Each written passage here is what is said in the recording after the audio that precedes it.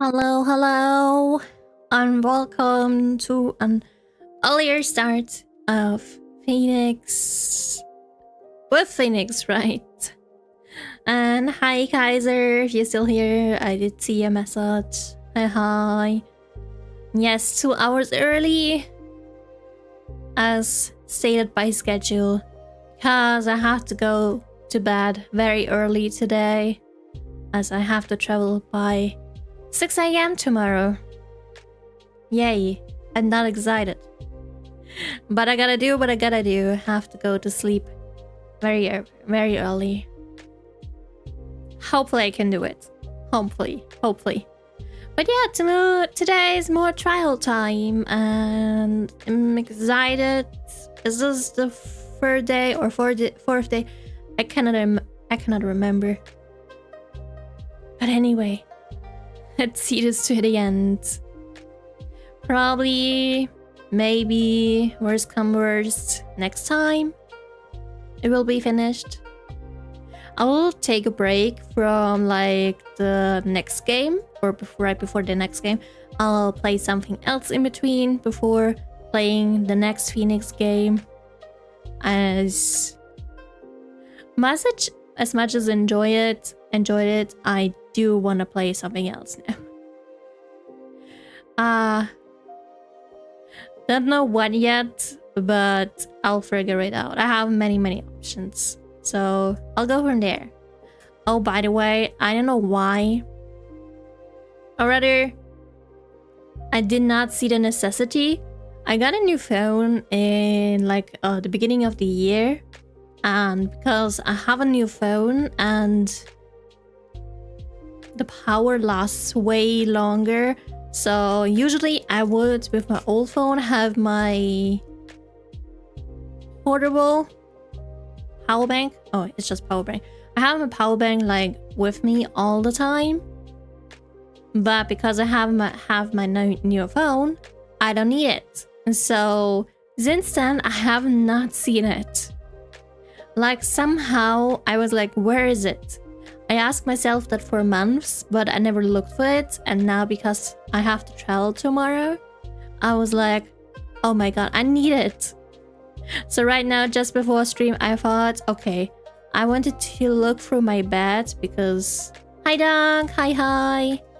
I did think my power bank is definitely somewhere around my bed. I looked for it and I found it. It was literally between two mattresses or underneath my mattress. I mean, it's easy to get there, especially if I forget about it. I don't need to use it anymore. So yeah, I'm quite happy that I have my power bank now because I have to travel many hours tomorrow and I might want to play on my Switch. And I don't think it can handle without power bank. I feel more comfortable also having it instead of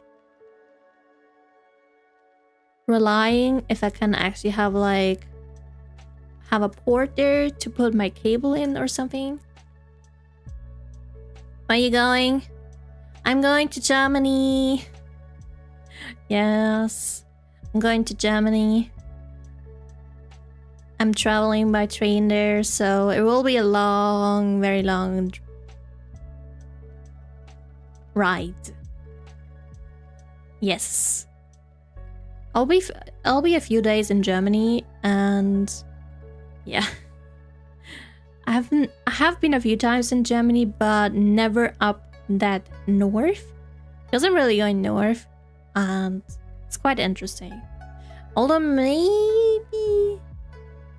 No, I think I have been up that north just on one side of Germany, not the other side. It's gonna be quite interesting. But oh well. That sounds cool. I always wanted to travel by train. Where? I've been traveling many times by train, but actually for this trip, I never wanted to travel by train, but because there is no other or cheaper option, I go by train. Because flying is kind of expensive. What are you doing there? I'm going to a concert. I mean, I can definitely say that, but I'm going to see Ado on Tuesday. I've already been at her first tour and now at her second tour too. I'm quite happy. Don't know. Hopefully, I actually hope that she does not have a third tour next year. I wish. I wish, because I don't want to go every year, but for Ado, I will do it. And yes, Ado World Domination, let's go. I'm excited for her second tour. Well, her first tour was already great. Actually, a few days ago, or maybe only yesterday, I got an email from the vendor, and I was like, oh god, hopefully it's nothing bad. I looked at it, and it was just a notification about kind of the rules, you know? No, like, taking photos or taking photos, videos, or anything related to that, or else, yes, you will be banned. Okay, not banned, but you'll be thrown out. And I don't want to do that. I want to enjoy her concert. Besides, I'm not someone that usually, at least, takes pictures or videos. I mean, sometimes. But only where I know I can do it. But Ado, I know the rules. And that's okay. Well, yeah, I'm excited for Ado. Yeah. But I'm not excited for waking up so early tomorrow, so that will be fun. I'm really excited for the concert too, but I need to wait till August? What? Till August? Damn. Hopefully you can enjoy it then. Ado? Yes. Donk Ado. The singer, you don't know what she looks like, which is, I mean, if she will ever reveal herself, yay. If not, that's okay too. I'm just enjoying her music. Sometimes, really, who's that? That's a Japanese singer. Got really popular by singing Vocaloid songs. But she has also her own songs. Damn, they're good. My favorite is, of course, the song Show.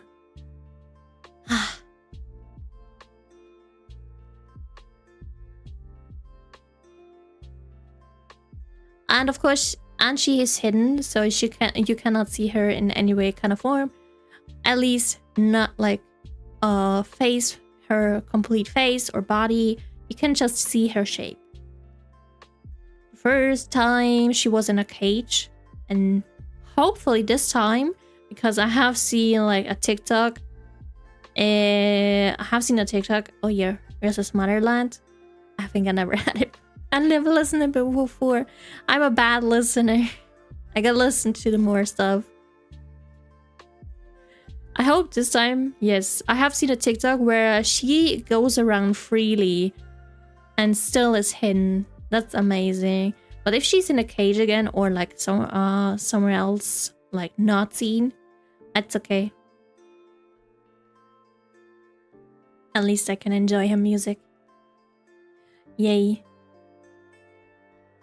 Still have one more trip this year planned for another concert.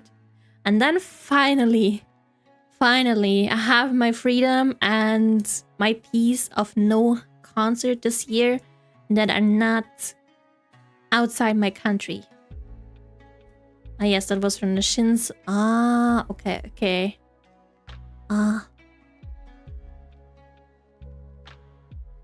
Still excited. I like to listen to some. I am still excited. Sometimes you don't need to know all of these songs. That's why concerts are good. You gotta listen. You can listen to new songs.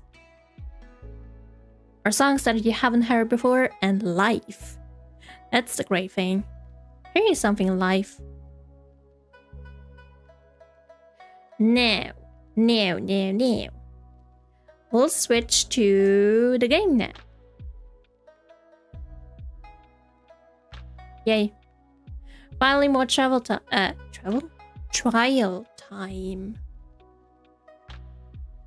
Let's go.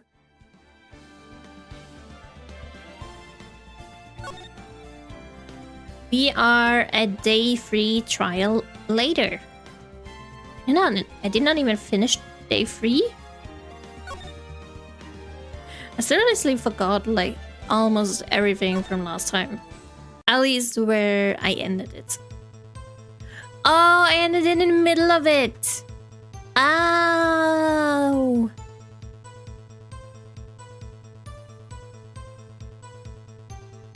Oh, because I started a trial and I ended in the middle of it because I probably was tired. Oh, I have no recollection. But I do remember that I did only like pressing this at first, the first like answer, and the rest I didn't. Yeah, you were. Damn. Well, I'll press note everything. I cannot remember, but I know I have my suspicion with Marshall. Let's see. When you say it, you mean... Do you even have to ask partner? SL9 incident. Okay. And then one that appears with this case. 2 years have passed since that case was closed. It was going to completely end with the transferal that day. Not if I have anything to do with it. That incident's not over. But what did you hope to accomplish by sneaking into the evidence room? When the case is closed, only the case's lead detective can look through the evidence. I wanted to have a look at it myself one more time. No matter what the cost. I don't care what anyone says, partner. That case is mine. But Officer Marshall wasn't in charge of that investigation. No, it was the Detective Goodman who sadly died. Why does he care so much about it? I mean, he got demoted after the case, so I guess he cares that. So that's why. Maybe something deeper. That day was my last chance. That's why I stole the detective's ID and dressed like him. I plan to take out the evidence. Let's press him some more. The good thing I learned about this game. Just press everyone about everything. Why did you disguise yourself as Detective Goodman? If I didn't make it look like Goodman was carrying out the evidence transferal, I'd be arrested for stealing evidence, which wouldn't get me anywhere. So you did it to fool the security camera. And the detective's ID card? I stole it the morning of the incident. Damn. Anyway, what is he drinking? Is he drinking water the whole time and just pouring water in a whiskey bottle? I wanna know. So that really was why Goodman started filing out the lost item report. I returned his ID card. I left it on the floor in the prosecutor's office parking lot. The ID card I found was left there by Officer Marshall. I knew it! I think last time I said it, maybe it's coffee. Oh, maybe that too. But I knew it that... Or I remember last time I said it too, that he probably left it because we saw him there after the first investigation. So yeah, he put it there. So essentially, you managed to succeed despite your lack of foresight. What do you mean, partner? I mean, how... The question is also, how does he know that Goodman is in a parking lot?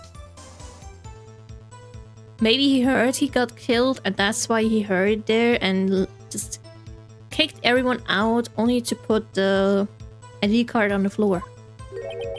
I mean the fingerprint activated lock, of course. No matter how well you disguise yourself, you can't change your fingerprints. Under normal circumstances, you wouldn't have been able to open the locker yourself. But he could because a rubber glove just happened to get stuck in the door. And that means Detective Goodman must have opened the locker before Officer Marshall. But he wasn't on the list before. The one that is stated as Officer Goodman was Marshall. When did Goodman did that with the glove? I don't think he did it by accident or something happened else. Oh well, let's press some more. You pulled a knife on Officer Meekins and tried to drive him off. Let's just say I was a little surprised. I only planned on being in the evidence room for no more than 5 minutes. I didn't think anyone would actually come in during that short time. Officer Meekins sadly is a 1 in a million type of person, mistaking a detective for an intruder and demanding to be shown his ID. I'll have to think a little more about his race this year. Huh? That's what I wanted to ask. How is it that Edgeworth can decide the race? Damn. Good thing he cannot decide my race. My payment. When did Edgeworth get so much influence? We don't want to know. Anyway, he threw himself at me and I ended up cutting him slightly. Slightly? I'm sorry it had to turn out that way. With me knocking him out and everything. Is that a little more than just a little cut? I mean, I saw the blood on Marshall's, not shirt, but coat. It was a little more than that. By the way, what happened to your knife? Oh, you mean this one? I don't know what to say. Oh wait, did he just say about the one he's holding at that moment? Seriously? So you knocked Officer Meekins out and managed to escape? I knew which areas wouldn't be caught on the camera. I mean, at least he knows the cameras. So you did your research beforehand. Those who go into the desert unprepared don't live long, partner. I didn't think it would make a difference though. Security tape is erased every 6 hours. If all had gone as planned, no footage would have been left. However, you bloodied your coat in your struggle with Officer Meekins. If someone was in the security room when I came out, the chick would have been up. I opened my locker and stashed it in there. What was Officer Meekins doing during that time? What else? He was sleeping like a baby. Oh, poor Meekins. Was accused of murder, and in the end, he was the victim. So what you're saying is, on that day, there wasn't any murder in the evidence room at 5:15. So at least the police station had no murder. Let's go. But the blood found at the scene certainly indicates a crime took place. Well, are you blind? That was Meekins' blood. The victim shown on the tape is me, and I'm not dead yet, partner. So you stole the evidence from the locker? Actually, no, I didn't. Why not? But you wanted it. When I opened the locker, the evidence was already gone? Huh? More about the SL9 incidents? Where? Wait, did maybe Goodman take it out? What? Mr. Edgeworth? Where is that evidence? It's still missing, Your Honor. Damn. It's still missing. Detective Goodman's locker was already empty. Someone else stole the evidence. But who did it? Officer Marshall, may I ask you one thing? By the way, partner, it's a free country. Was it maybe lunch lady? Just remember, I'm also free to decide whether or not to answer. You're not free to decide. You have to answer. We're in court. Why did you do this? Stealing a detective's ID, injuring a police officer? This is no small offense. Moreover, you're an officer yourself. This will have serious consequences. You'll be thrown out, definitely. You can't just be forgiven with a simple cut in salary. Oh, Jesus. Not the salary cuts are ever valid solutions. Like I said, now I'm curious. This isn't your case. This one is mine. And I'll do anything it takes to get an answer I'm satisfied with. The witness has an unusual amount of zeal. Let's hear more.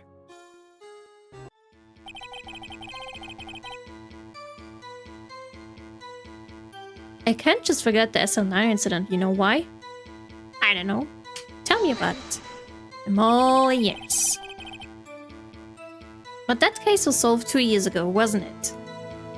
I feel like not maybe solved to his satisfaction. There was maybe still something missing. That's the reason the evidence was stored in the evidence room. Joe Dark was convicted for his crimes. One thing I can say for sure is he deserved a sentence. I remember the Joe Dark case. It involved serious murders, didn't it? I don't intend to complain about how it turned out, but there's something that still bothers me.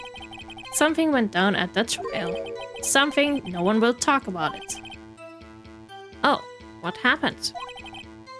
I don't know. That's what I'm trying to find out. You want to find something about what you don't know? Huh? Why is he so concerned with that incident? Maybe I misunderstand, but... What? Maybe we should present him with what I think his real reason is. I had a feeling we'd wind up here sooner or later. Everyone involved here is related in some way to that case. I better take another look at the files. I had to do that. I couldn't just stand by and let it die. Let's press to that. When you say it, you mean... Do you even have to ask, partner? Oh, I did it. Oh, I did it. I thought it was not the beginning. Okay.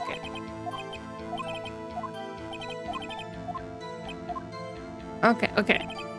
I guess I have to maybe... Yeah, I have to do something with the sentence, but I don't know what yet.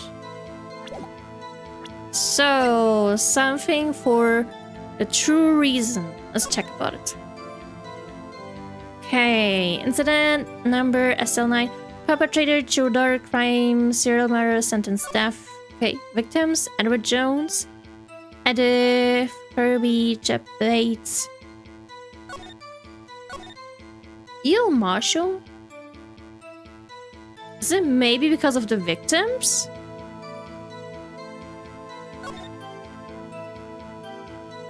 Witness Lana Sky, Emma Sky, High Prosecutor Matt Edgeworth. Yeah, okay. It definitely seems like because of the witness. Not the witness, the victims. So I'll try with this one. Yes. It did work. Officer Marshall. I think I understand. I think I know why you care so much about the SL9 incident. Was it maybe because of the why of a wife? Potential wife? Sounds like you've been sipping too much cactus juice, partner. I have the SL9 incident file here. The name Marshall is mentioned in here. Or maybe his sister. Or another kind of type of relative. A list of murder victims. Neil Marshall. Oh, oops. I forgot it was a man, not a woman. Then... Oh, oops. Is he related to this? That's questionable. Maybe maybe a brother. Neil Marshall. Yeah, I'm sure you've heard the name. 2 years ago, he received the same lousy prosecutor award you got. He was a prosecutor? Damn.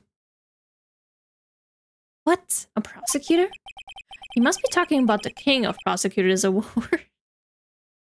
Hi Donatas, hi. Yes, I'm streaming earlier than usual. Same amount of time. Because I have to go to sleep very early. So I gotta... I had to start earlier to stream.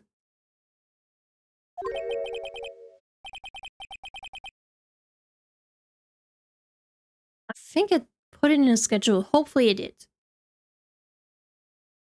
If not, then oops. My bad. Now I remember Prosecutor Neil Marshall.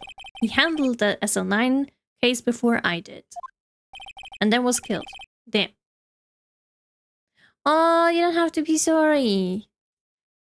Don't worry. Your life is more important than the stream. So don't say sorry about it.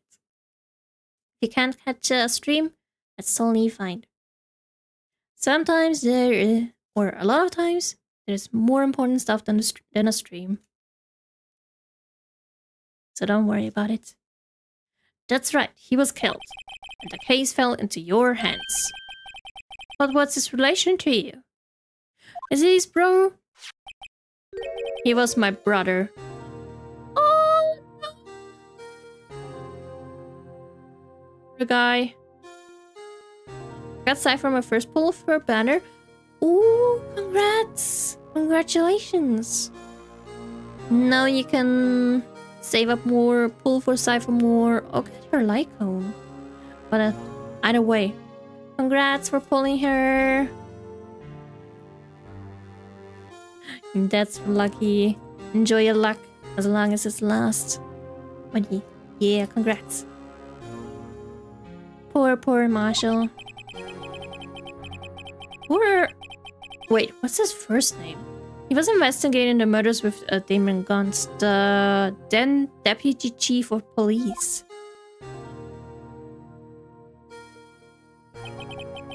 The group of detectives I was part of worked under them.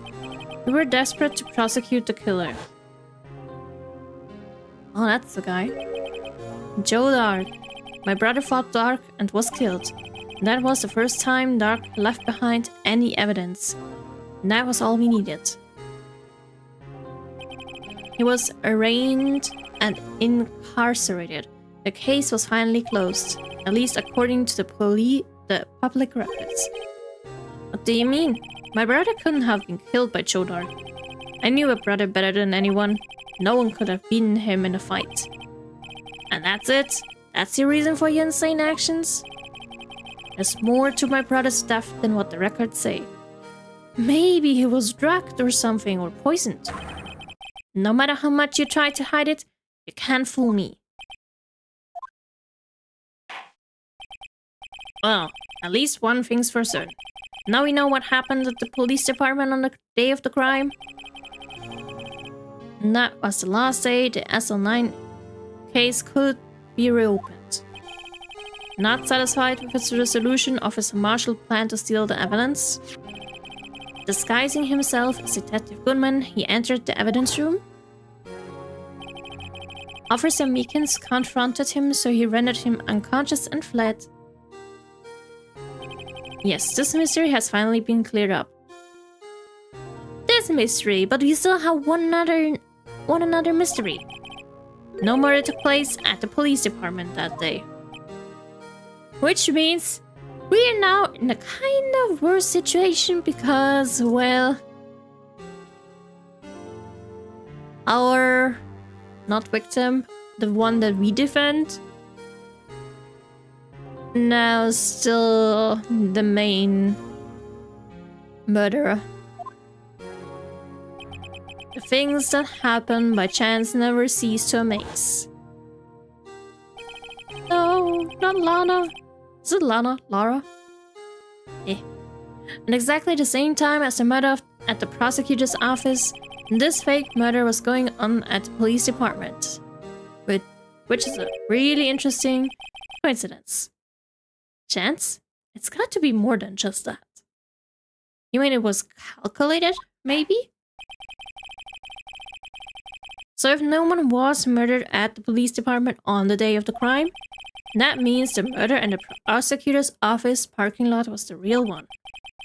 Which in turn means only one person could have committed the crime. Chief Prosecutor Lana Sky. Let's go! Phoenix, you got this. Oh wait, a verdict wasn't reached in yesterday's trial. Hey! Why are you rejecting my objection? Which is why we examined the incident at the police department today. But there's only one reason the defendant was not convicted yesterday. It yet remained the mystery of the simultaneous murder at the police department. It seems to me this boy's got the draw on your partner. All the mysteries at the police department have been solved, no doubt about it. Our sole murder took place at the prosecutor's office. The only suspect is Anna Sky. And the testimony of one Miss Angel Star is completely incontestable. What? Are you sure? Really? I don't trust this lunch lady. If you have a response, make it a single word or less. Phoenix, send another response. I rest my case. No, we need someone. It seems this trial has reached its conclusion. There's no room for doubt. Well done, Mr. Wright. I see I didn't need to waste my time disproving the alleged murder at the police department. Wait, maybe we got one more investigation day? There's one more day for trial, right? There's no doubt what I proved today is true. The apparent murder on the security camera's tape really was fake. But I didn't realize that would end up proving Lana guilty. Now that the time for the verdict has arrived, this court finds the defendant. Hold it! Hold it, hold it! Yes! Emma! Well, why? But why you now in this stance? Damn. Your Honor, wait! Emma!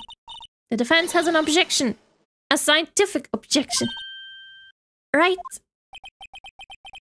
Huh? I don't even know what you're on about. But, okay. What do you mean, right? Mr. Wright, are you this girl's guardian? Your Honor. In a sense. Please, Your Honor. All I'm asking for is a minute of your time. Please hear me out. Mr. Edgeworth, please. I don't want to leave any loose ends. You want a minute? I'll give you 3. Oh, that's generous. I was kind of in shock. I mean, finding out the SL9 incident referred to the Joe Dark killings. Oh, now we get to know what she meant. Okay. I mean, she was an eyewitness. Now that she mentions it. The names of both Sky's sisters were in that file. But that's when I figured it out. I mean, what Officer Marshall was trying to do that day? So I knew his fingerprint had nothing to do with the crime. That left only one thing, the other handprint. You mean the traces of blood found on Detective Gumshoe's locker? But no fingerprints were found on it, right? No, but I figured if I examine it scientifically, I'd be sure to find a clue. So I ran over there and looked at it again. Oh, so did you find something? No. Huh? Sorry, I guess I'm not much of a scientific investigator after all. No, Emma, you got this. We gotta make this girl be confident. Maybe something will come to mind. Is that all? Please don't be mad. I'm just a high school student. And I'm just an attorney. But Mr. Wright, those traces of blood are the only clue we have. If you can't find something wrong with them, please, Mr. Wright, you're a professional. If anyone can save Lana, it's you.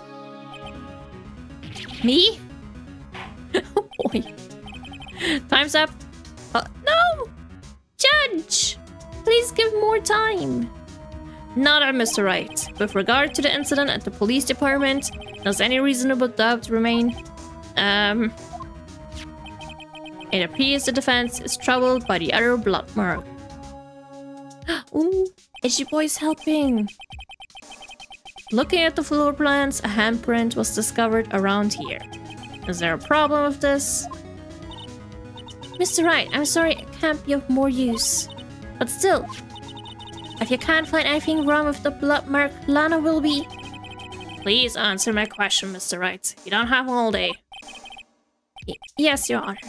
If I ever needed to concentrate, it's now. Okay, what could it be? What could those blood prints be?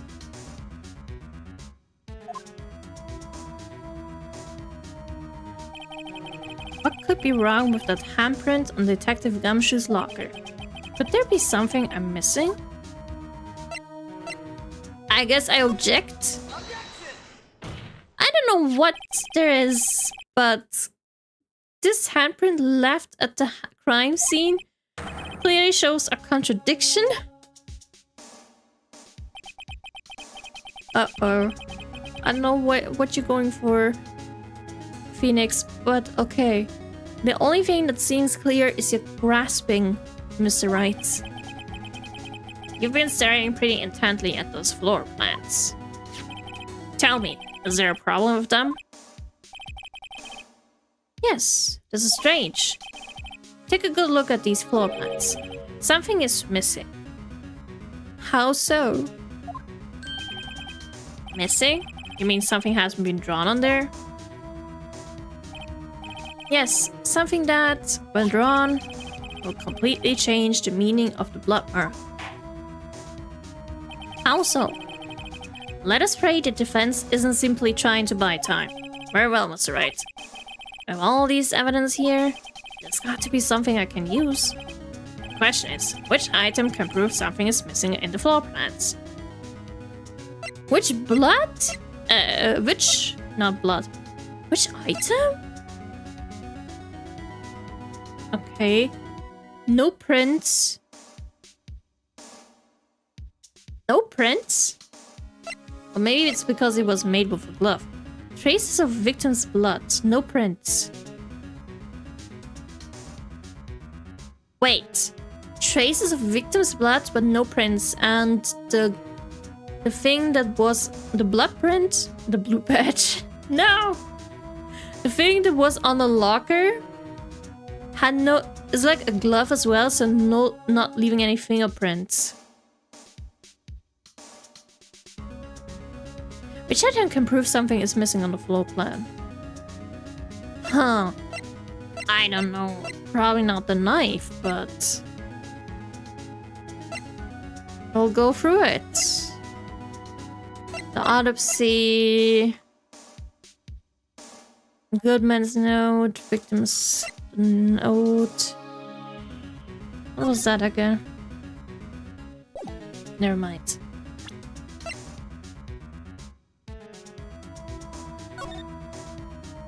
Parking lot for floor plan. Okay. Crime photo. Okay. Shoes. Switchblade knife found at the crime scene wrapped in a defendant's muffler. Small tag attached. Maybe one of the knives.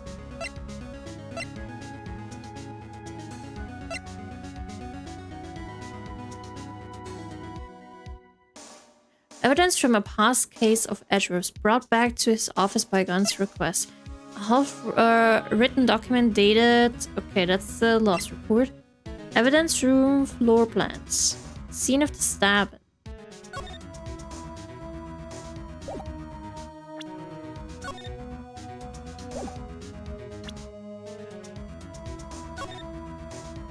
Does it tell me anything? Yeah, that's the glove. That's the locker. The jar? I mean, a jar? I mean, we put it together, but it's... Maybe the jar?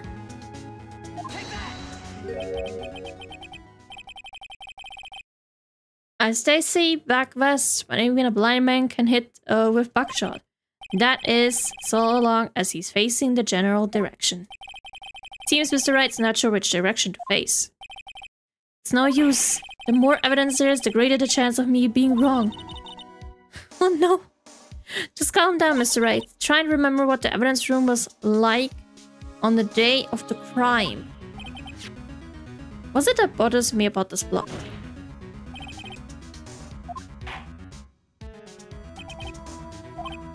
Okay, okay. I guess maybe I'll go with the knife. I don't know what exactly. But because it just says no prints. It's probably... Yeah, okay, it's wrong. Jesus! I don't know.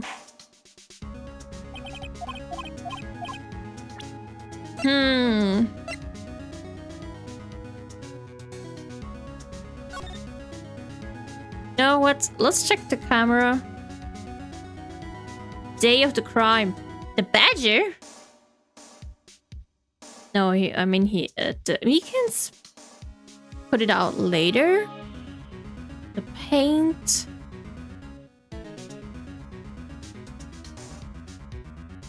Do I have to go with the badger this time? Seriously? Don't tell me it's actually the badger. It was so hilarious.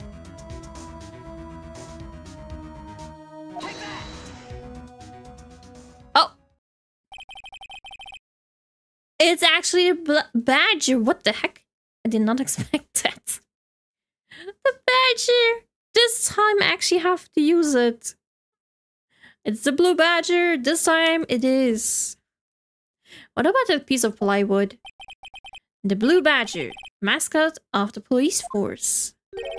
Defender of truth, guardian of proof. Explain yourself, Mr. Wright. Please look at the floor plans of the crime scene. The blue badger is not here. Was this really a tip of you, Kaiser? But yeah, this time the blue badger. So watch what happens when you put him in. This is where he was dancing at the time of the crime. Well, what? Huh? What does edgy boy think or saw or whatever? Because I don't get it.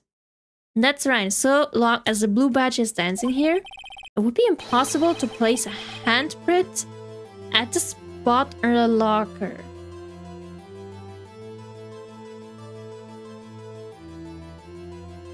Oh shoot. Now I get it. It was blocking that thing. And who put the freaking handprint there? What? I know Meekins put it away, so someone must have been after there? So that means... just exactly what does that mean? It means it can't be done. What are you saying? Blood traces were undeniable found on the lock. Don't like me. I didn't put it here. Oh, Emma is with me on my side again. Ooh, yes. Mr. Wright, think it through scientifically. Emma, on that afternoon, Officer Meekins was the one who brought the blue badge to the evidence room, right? After he put it down, it would be impossible to leave a handprint on the locker. So that must mean this blood mark was left there before the blue badger was brought in. Before? Just for a moment, I will not allow such far-fetched balderdash in my courtroom. It may sound far-fetched, Your Honor, but it's the only possible explanation. But what does it say to my case? Oh well, time will hopefully tell me. On February 21st, in the police department's evidence room, blood was spilled not once, twice. But how? One time was captured on this tape, taken by the security camera. Yeah, the fight between Officer Meekins and Marshall. Officer Meekins cut his hand from which a trivial amount of blood fell. The problem is, the other time...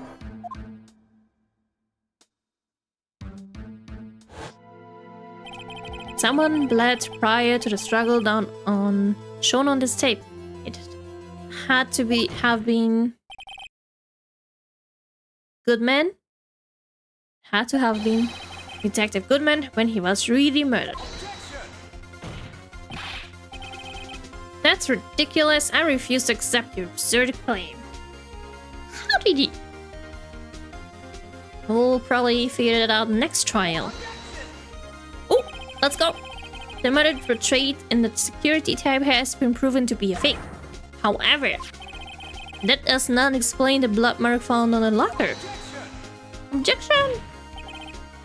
So then, assuming this murder your purpose really happened, when did it take place? I demand you show evidence that proves when it occurred. When did the first incident occur?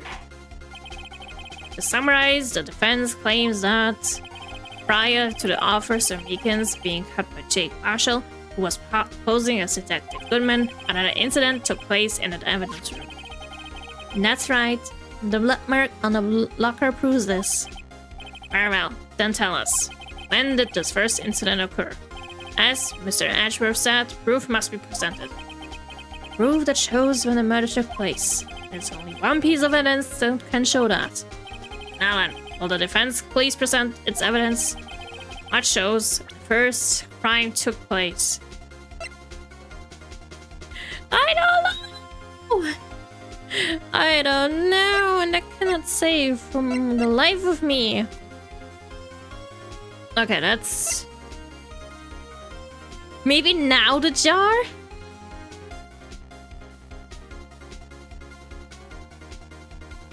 What shows when the first crime took place? What exactly? ID card. Check. I mean... yes? Maybe? Yeah, maybe the list. I mean, we have those 7777s. It was 4:20 p.m. on my... so Meekins came in, put the badger at 4:50, and then their fight happened. So... I guess, yes, the list. If the crime took place inside the evidence room, then the killer would have had to enter it. And in order to do so, an ID card would have been required. I need an ID card. Oh, the ID card record. But who is that? Officer Meekins brought the Blue Badger panel into the evidence room at... let's see here. 4:50. If the crime took place before that time, then it would be 4:40 p.m. Ah. Edgeworth again? Wait. I thought we were going about the number, the ID with the many sevens, not Edgeworth. Just what have you done?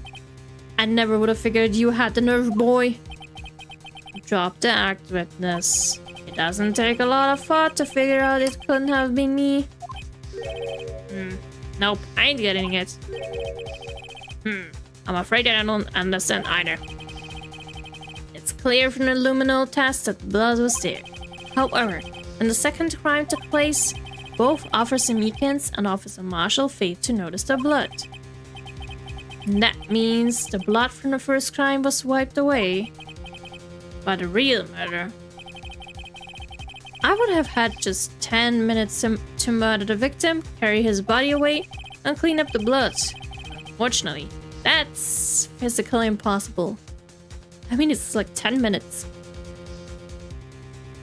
And besides, even in those 10 minutes, yeah, you kind of basically do this.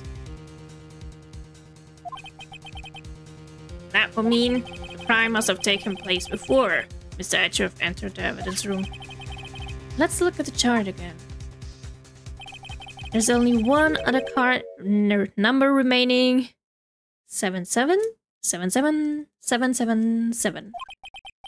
Talk about the lucky number. Oh wait, that doesn't make sense. How could Detective Goodman have entered the evidence room? Since there's no record of his car being used beforehand, he must have entered along with the real murderer. That's the only possible explanation. He went in with many sevens. Mr. Edgeworth, please look into this ASAP. Find out whose ID number is those many sevens. That's 1 7 too many, Your Honor. Unfortunately, I'm unable to look up the owner of that ID card. At least, present. What? Explain yourself, son. The ID number 777777 belongs to someone with rank captain or higher. Someone who is a so-called executive officer. You don't have the authority to inquire into such a person's identity. Well, acquire it. Well, that's ridiculous. Just how? I'm not finished talking, Mr. Wright. There's one situation in which we can be granted such authority. An official charge filed against an executive is accepted. An official charge. You're all alike, aren't you? With your cover-ups and your forgeries. That's how the prosecutor's office operates. Hey, we're trying our best here. I take pride in my work, Officer Marshall. But why did you object to Marshall? But hey, wait, don't tell me it might have been the Skunt guy. It would be kind of interesting, but please don't tell me. I'd appreciate it if you would keep your slander to yourself. Slander, is it? Okay. Let me ask a question. Yes. No, not to you. To her. The defendant sitting over there. Your own little executive. Lana? Don't be stupid. She's been charged with murder. Of course we have looked up her ID number. And it's not those many sevens. Don't blame me for a fool, partner. That's not what I want to ask. All I want to know is one thing about that incident. The S-Online incident?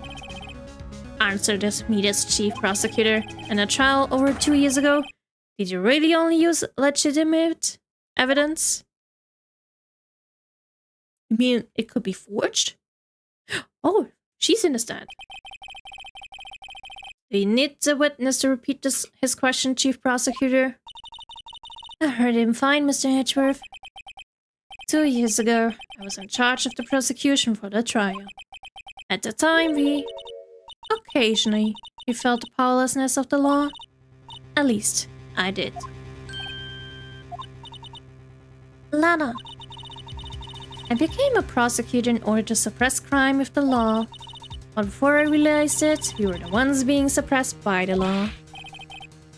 Defendant, what are you saying? I'll ask you again, Chief Prosecutor. During that trial 2 years ago, did you really present all the evidence in court? Can you look me an investigator in a crime in the eye and say that you did? Chief Prosecutor, you didn't. I don't have to, Officer Marshall. Why won't you answer him? Drastic crimes require drastic measures. That's just the way it is. We did what we had to, in order for him to get the verdict he deserved. Alana, even if it involved forging evidence.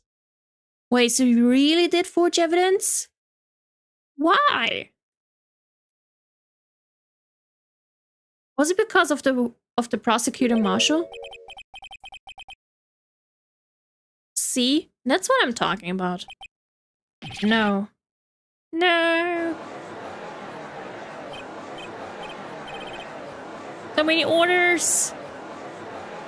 Lana's remarks caused such a stir. The chaos in the courtroom could not be quelled. The conclusion of the trial would have to wait until the following day. More investigation to be continued. Okay. Another day of... Wait. That isn't that the last day of investigation and last day of trial?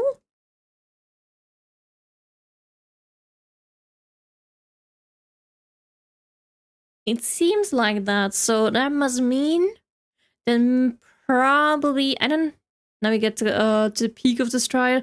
Oh my god, I'm excited. I probably won't be able to finish it today, but I'll probably finish it next time. We'll see how much more it is. But in worst case scenario, I'll finish it next time and then peakness.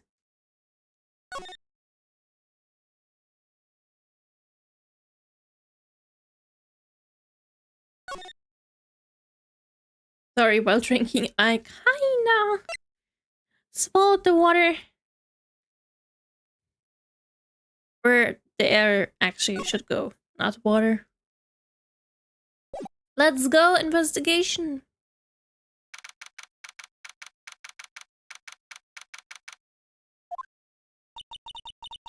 I'm so sorry, Mr. Wright.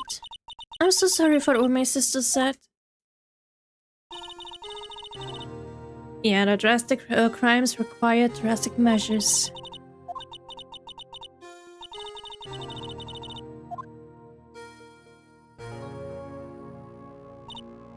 I didn't know. I never knew that the SN9 incident was just another name for the Joe Dark killings. Sounds like everyone heard about these killings but me. You might need another day. I remember this investigation to be quite difficult. Okay, then I'll probably need another day. So I guess probably next time will be the last time with Phoenix for like a little while. Because yeah, we'll take a break with another game after finally solving it, but we'll still have today and next time. Okay. Lana wanted Dark convicted so badly. That's why she used me. That's why she used what happened to me. What do you mean, what happened to you? Wait, were you about to be killed? It's all there in the file. Joe Dark's last victim was Prosecutor Neil Marshall. When he murdered Officer Marshall's brother, he left behind an incriminating piece of evidence. But what did you have to do with those killings, Emma? On the night Prosecutor Neil Marshall was murdered, Joe Dark tried to kill me.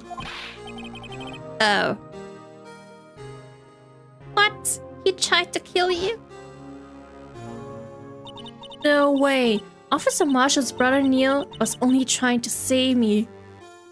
Oh my... Oh, so... Oh, that should have answered the other the actual Marshall's question. So he was right about the actual brother. That something was weird about defending, because he was actually defending Emma. He was saving her. And got killed instead. So that means you... Yes, I was a witness in the Joe Dark trial. I didn't see that coming. Oh, we gotta talk more about that. It happened 2 years ago. It was right about this time of the year too. There was a terrible thunderstorm that day, unusual for the season. I was alone in my sister's office. Or could it be that... Could it actually be maybe that Joe Dark wanted to kill her sister, but she was in there, so now she killed her, or tried to kill her? They were planning to eat dinner together once she finished her work. Then suddenly, this terrifying man came bursting into the office. Joe Dark. It seems like he was running from someone. He pulled out a knife and screamed at me. I didn't know what was going on. Just then, Prosecutor Marshall showed up. Jake Marshall's brother. Joe Dirk tried to take me hostage, but before he could, Mr. Marshall tackled him. Then... what happened? I'll never forget it. Lightning struck and the lights went out. Suddenly, a bolt of lightning flashed outside the window, lighting up the office for an instant. But I saw them burn a permanent picture in my mind. I can still see it now. A permanent picture? Okay. We'll get to that in a moment. After the incident. I don't remember the moment when Dark stabbed Mr. Marshall. So you weren't able to testify about that? No. I was only asked about when I was attacked. That must be why she made up the crime. Made it up? You mean provided bogus evidence? The prosecutor's office wanted the guilty verdict so badly. Lana forged the evidence and Mr. Edgeworth used it. Edgeworth? Maybe he didn't know it. Yes, but I'm sure he didn't know anything about it. He couldn't have known he was giving false evidence. Even so, that's when it all started. The rumors about Mr. Edgeworth, I mean, it's all my fault. If I could have just testified properly, none of this would have happened. So it's true, even though he may not have known it, Edgeworth really was involved in falsifying evidence. After that case ended, Lana was never the same. She became cold, like she is today. She must have not been able to face up to what she did, especially not to Emma. Now it's getting to the real thing. Now the conclusion is almost there. Let's see about the permanent picture. What exactly did she see? What did you see in the instant the crime occurred? Dark knocked down Mr. Marshall and raised his knife. Neil Marshall was stabbed right in front of this poor girl. I don't remember what happened after that. Apparently, I passed out.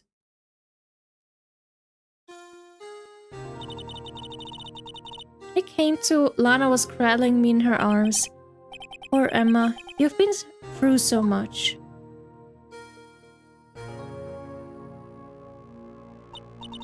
I couldn't bring myself to testify about that incident. I tried, but the words just wouldn't come out. I drew a picture, but it wasn't any good. 2 years ago. You must have been 14. That's understandable. You were literally a child, you still are. But even more, 2 years ago. Man, Emma has it really hard. Having to go through that incident and now having to maybe lose her sister too.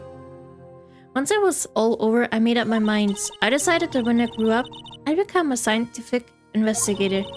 I want to be able to fight crime with my testimonies, or find the evidence to make an airtight case. In that way, Lana will never have to forge any. I see. I think I'm finally starting to understand what makes Emma tick. But there's still something that bothers me about that crime. Ooh. And what exactly is that? There's something that's puzzling me, Emma. What is it? You said you were in Lana's office at that time, right? That's right. Why then would a serial killer come running in there? Not only that, but he was being chased by a prosecutor? Oh, there's no mystery there. Joe Dark had been taken in for questioning that day. Oh, they suspected him already. Taken in for questioning, you mean by the police? Of course. This happened at the police department. He tried to run away halfway through the interview and fled into my sister's office. But why did he run all the way over to his sister's office? Because the detective offices and the questioning room are right across from the elevator. Across from the elevator? But Lana was the chief prosecutor, wasn't she? No, silly. Didn't I tell you? 2 years ago? Lana was a detective. She was a detective? No one told me? So, how should Phoenix know if he doesn't get all the information? She was the best in the entire force. What? That's news to me. After the Joe Dart case, she was transferred to the prosecutor's office and made chief prosecutor. Lana used to be a detective? I'd better have another talk with her. Let's go. Now we have more information. Lana, you owe me some information. Lana, Mr. Wright, it seems I keep causing you trouble. Falsifying evidence. I didn't think you were the type. Criminals don't mind playing foul. Why should we? But Lana, if you're wrong, an innocent person might be found guilty. Believe me, I understand the risks. Lana, Emma told me about you. Oh? About how you were a detective 2 years ago, and how the SL9 incident was the reason for your transfer to the prosecutor's office. Wait, I do want to know one thing.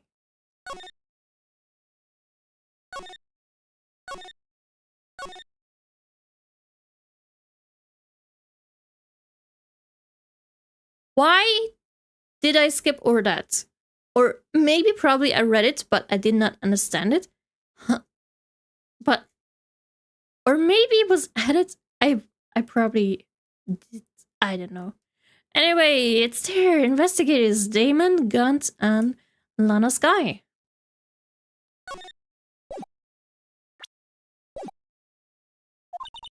That's right. Could you fill me in on the details, especially about that unusual change of jobs? I suppose you have a right to know, Mr. Wright.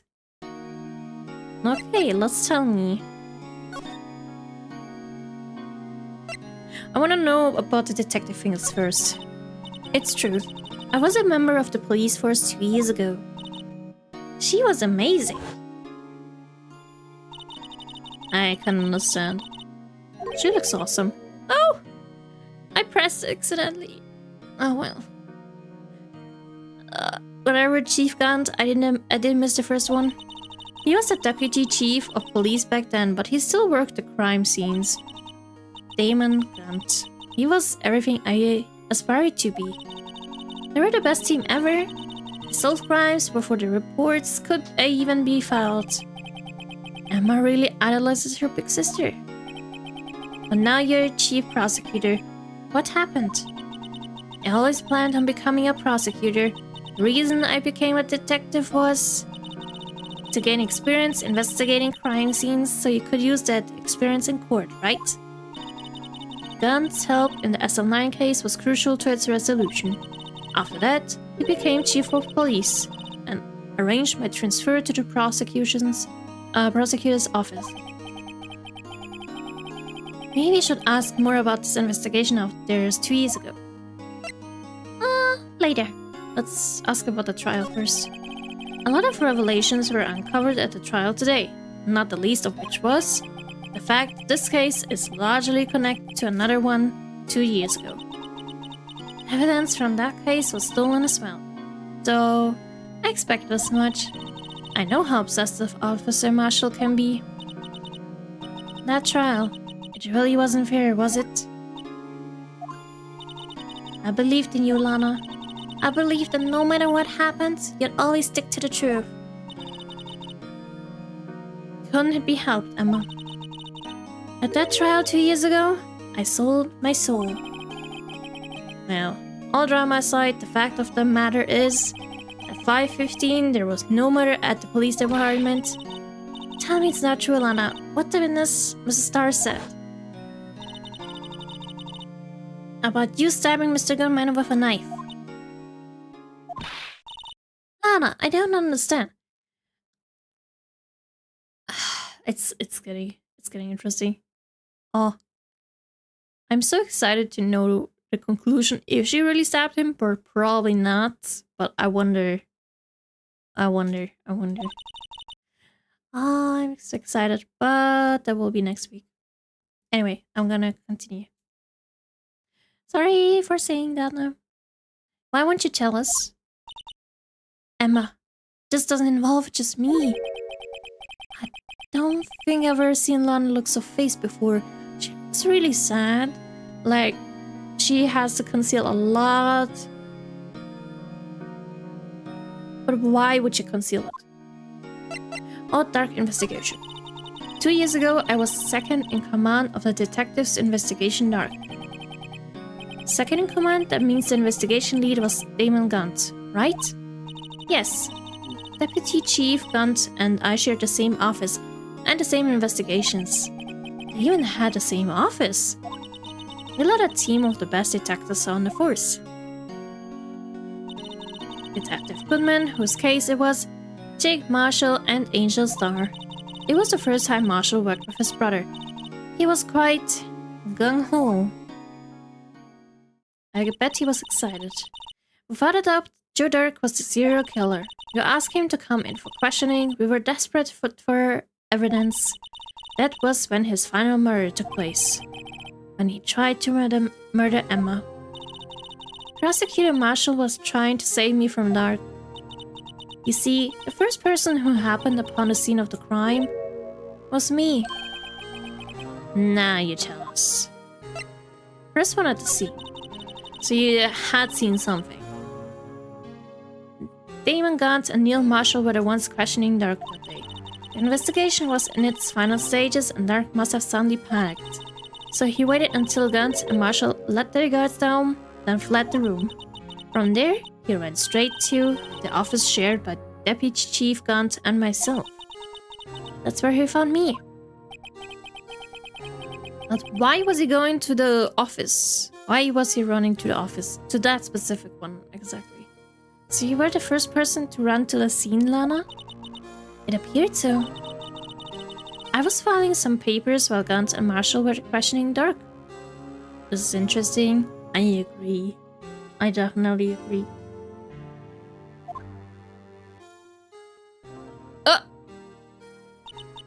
When I returned in my office, I saw 3 bodies on the floor and smelled blood. 3 bodies? Prosecutor Marshall, the victim, Emma, who had passed out, and the suspect, Joe Dark. During the struggle, it seems Mr. Marshall struck a final blow before he died. Joe Dark had incurred a minor concussion and lay unconscious. What did you do? To be honest, I panicked. I picked up Emma, carried her out of the room, and just held her. Can't blame her, after all her sister must have gone through. I mean, she was shocked it was her family member. After that, I placed Dark under immediate arrest. Let me get this straight. You were all involved in the SL9 incident? That's right. Quite a coincidence, I don't buy it. Wait, why are you not buying it? What do you see wrong? What do you see in it? What are you saying? There's no way everyone involved in this trial was also involved in that case. Just by chance. But that case was solved 2 years ago. At least one person went to extreme because they didn't believe it was truly solved. Officer Marshall. Yes, his actions came as a surprise to me as well. Ever since his brother died, he's changed completely. I guess he wasn't convinced with the ruling against Joe Dark. Life doesn't end with the closing of a case. Everyone has to live the rest of their lives with their memories. That case just might not be over yet. Emma was assaulted by Dark at the police department, right? Yes, in the office that Damon Gaunt and I shared. The office that Mr. Gaunt now occupied by himself. The chief's office. Maybe we should have a look at the chief's office, the site of the final SL9 murder. Let's go!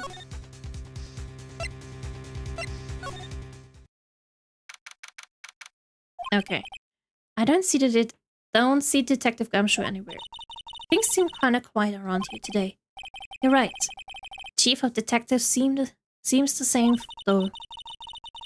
Why don't we go look for some other people to talk to? Right. We can come back here later. Well, we gotta move anyway, because I was not supposed to be here.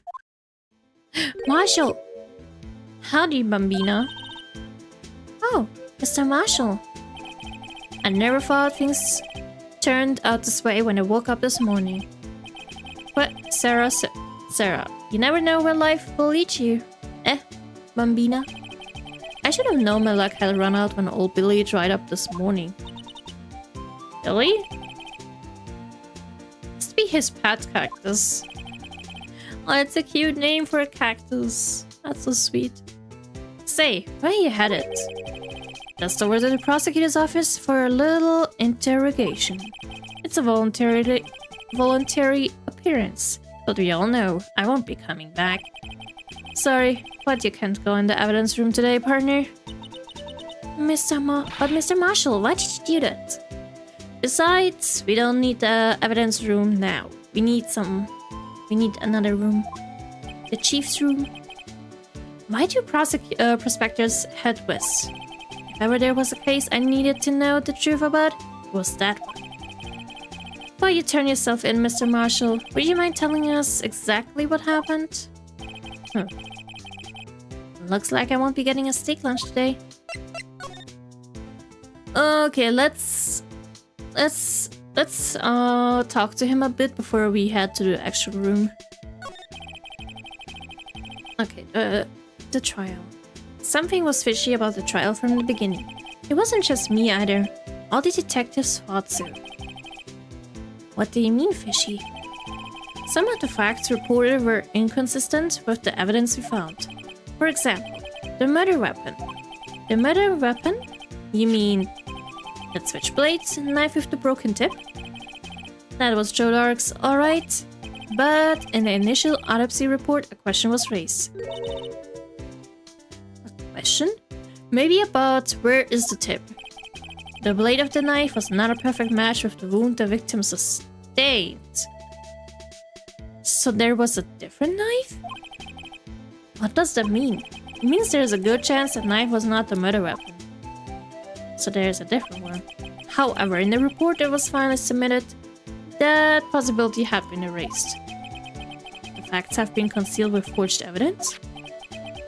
That case left behind scars on all of us. The scars that the SL9 incident left behind. Let's talk about the scars first. There was something going on behind the scenes in that case. We all knew that later. Every detective involved in that investigation, save one, was taken care of. But why? Oh, so they would all not question it and never look into it again, so the forged evidence will never come up. Mr. Starr was fired, and I was demoted and boxed away in a tiny room. What about Detective Goodman? If they did something to him too, the commissioners would get suspicious. No, they were careful enough not to be too obvious. They? Oh, they're definitely talking about Damon Gunt and Lana Sky. What are you talking about? Don't get upset, Bambina. I mean Damon Gunt and Lana Sky. Yes. I mean, understand why. Not why, I do understand who did it. And why they might have done that. Yeah, to conceal the forgery. The investigation leads Damon Gunt and his second-in-command, Lana Sky. There wasn't a person on the force who hadn't heard of that duo. That case was the biggest step in both of their careers. After the case ended, Lana transferred to the prosecutor's office, right? Yeah. Damon Gunt, the new chief of police, arranged for that to happen. She's never been the same since she left. Everyone who knew her said so. Chief Prosecutor Sky was totally different when she was a detective. Now that she mentions it, Emma said something like that too. Tell me, what happened to my sister? Sorry, Bambina, but her secret is too well guarded. I never found out. Lana's secret. It all started 2 years ago. Last one, and then we can move to the next room. Prosecutor Marshall. I got the looks, but he got the brains. He was one of the best prosecutors around. I had just made detective when it went down. It was our first case together. How old was he, your brother? He was 27 at the time. He was awarded the highest honor that very day. The highest honor? You mean the King of Prosecutors? I knew it. Why are you looking at me like that for? That's an honor for a prosecutor. Mr. Marshall must have really been close with his brother. It seems like it. And they both have that cowboy style. At least they're similar. The day the SN9 incident took place, that wasn't the same day as... That's right. It was the day of the evidence transfer. Interesting. It was drizzling in the morning and by nightfall there was a thunder. I can't believe 2 years have gone by already. I tried to steal the evidence so the case wouldn't die. Apparently someone tried to stop. Detective Goodman was murdered and the evidence locker was empty. So there you have it. Maybe Lana has it or Gunt. Gunt? Damon has it. Maybe. That's my story. Did you enjoy it, partner? It was certainly enlightening. There's one thing for sure I found out in court today. That boy Edgeworth is my enemy. He was the one who used falsified evidence to get a guilty verdict, but someone else was the one who gave him that evidence and planned everything. At least he ended with that note that Edgy Boy is not the forger. That someone is Damon Gunt. Don't believe me? Well, I don't blame you. I won't even be a patrolman after today. Don't worry, I do actually believe you. I really do. At least for this part. Too bad I won't be around to work with you when you become a real scientific investigator. Adios, Bambina. Bye, Marshall. That's the last time I will speak with you. Because I'll probably never see you again. Okay, now that... Okay, I am here, but I cannot go further. I guess I have to do something else first. Parking lot. No one's here today, not even Mrs. Starr. Hasta la vista, baby. Exactly. Marshall, I will miss you, but for this case, you're not more needed, and besides, you're off the case. Everyone's probably busy looking into what exactly went down in the evidence room. That must be where the detectives are. But we proved in court today that on the day of the crime, no one was murdered in the evidence room at 5:15. Yeah, I thought we were finally making some headway in our case. Instead, it looks like we just ended up making Lana look even more guilty. Hang in there, Lana. I've got to find all the answer by tomorrow. Where do we go now? Okay, to the office. Maybe Edgy Boy's in there? Mr. Edgeworth isn't here. Rip. Maybe he's being questioned by an inquiry committee?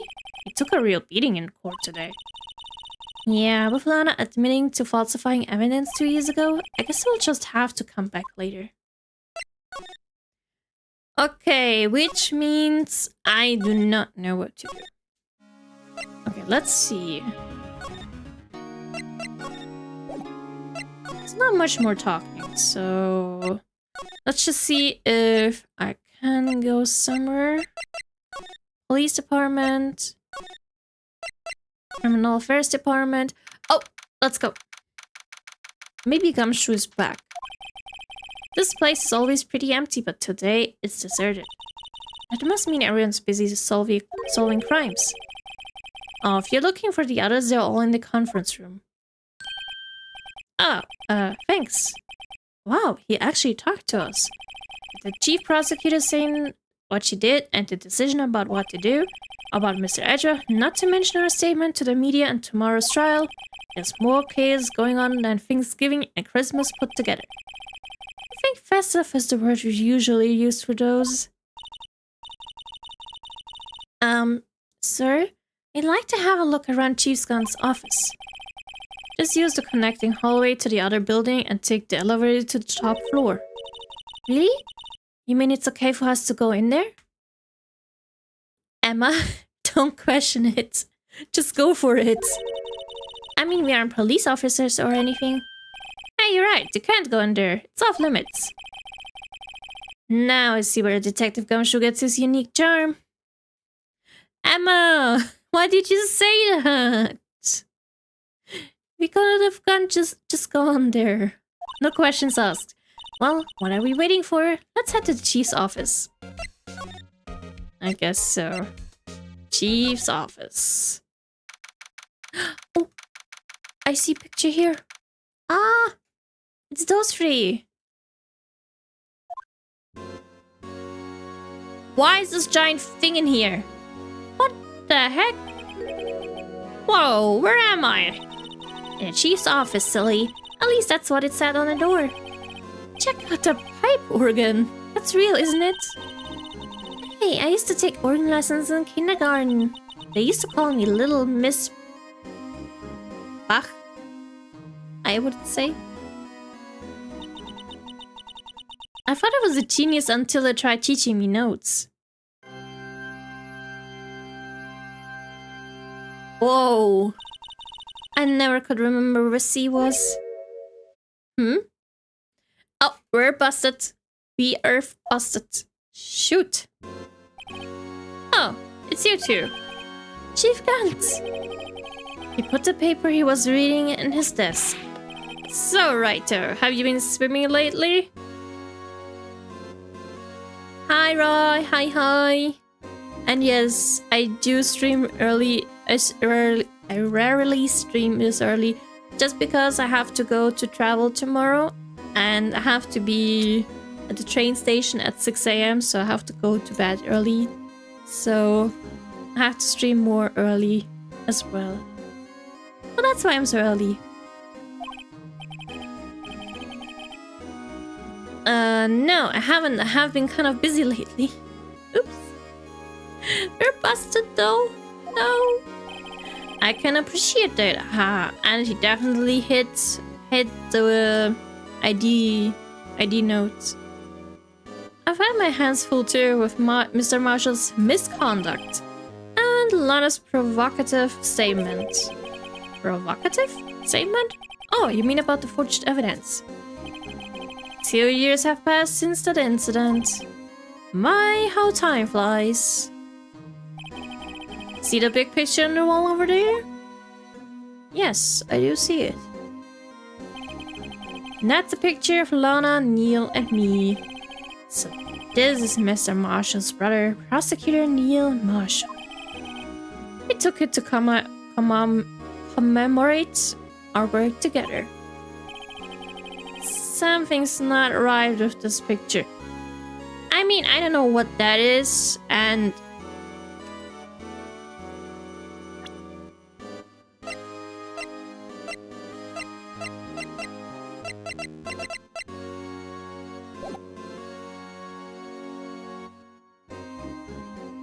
yeah, the award is different. Why is it so different? I can't quite seem to put my finger on it though. I mean, I see it. It's a freaking award being different.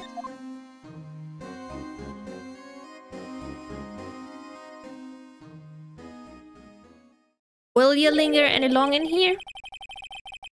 Anyway, I'd like to reminisce all day, but there are matters that need my attention. I'm going to lock up here, so let's go out together. Ah, shoot. Oh, but this office, it was a crime scene 2 years ago, wasn't it? That case has long since been over. There's no need to investigate it anymore. All the same, you'd still like to have a look around. Perhaps you didn't hear me. I said there's no need to investigate it anymore. That's so suspicious. So suspicious. Now hurry up and get out. I have a meeting to attend. Shoot. Looks like we aren't welcome. It seems the case isn't over with yet, after all. What do you mean? Chief Grant denied our request to search the crime scene. That means there must be a reason he doesn't want us looking around in there. You mean like a clue? There's got to be a way we can get inside the chief's office. But how? Do we maybe need to find someone that can open it up? Maybe Gumshoe can help us out somehow. Hey, Paul. Detective Gumshoe. Aren't you supposed to be in a meeting? I'm just taking a breather. My feet hurt. From sitting so long? Actually, from serving everyone coffee. Sounds like Detective Gumshoe's still out of the loop. Say, have either of you seen Mr. Edgeworth? Edgeworth? No. Why do you ask? He's under the fire from both the police department and the prosecutor's office. It's almost like the battles between you two in court. That sounds serious. He is definitely in trouble, although he did not do it. He did not forge. He was just given forged material. Forged material. Is it because of what my sister said? Probably. That's basically what it all boils down to. That falsifies evidence 2 years ago. Now Mr. Edgeworth has the whole world after his blood. Yikes. At least we have someone new to talk to. Edgeworth's crisis. But why would Edgeworth be blamed? It's not like he knew that evidence was forged. Anna's guy's the guilty party here, isn't she? I mean, yeah. Regardless, a prosecutor is responsible for the evidence they present in court. Not only that. But as you know, there have been a lot of rumors going around about Mr. Edgeworth. His amazing talent as a prosecutor has kept him safe from those who don't like him. But now with this, are there really so many people who hate him? In our world, only those with talent rise to the top. Mr. Edgeworth not only has that, but he's young. There's no better recipe I know of for making enemies. Poor edgy boy. We gotta support me. Bleh. We gotta support him, or just Phoenix, you know, his bestie. Let me take a water break, just quickly.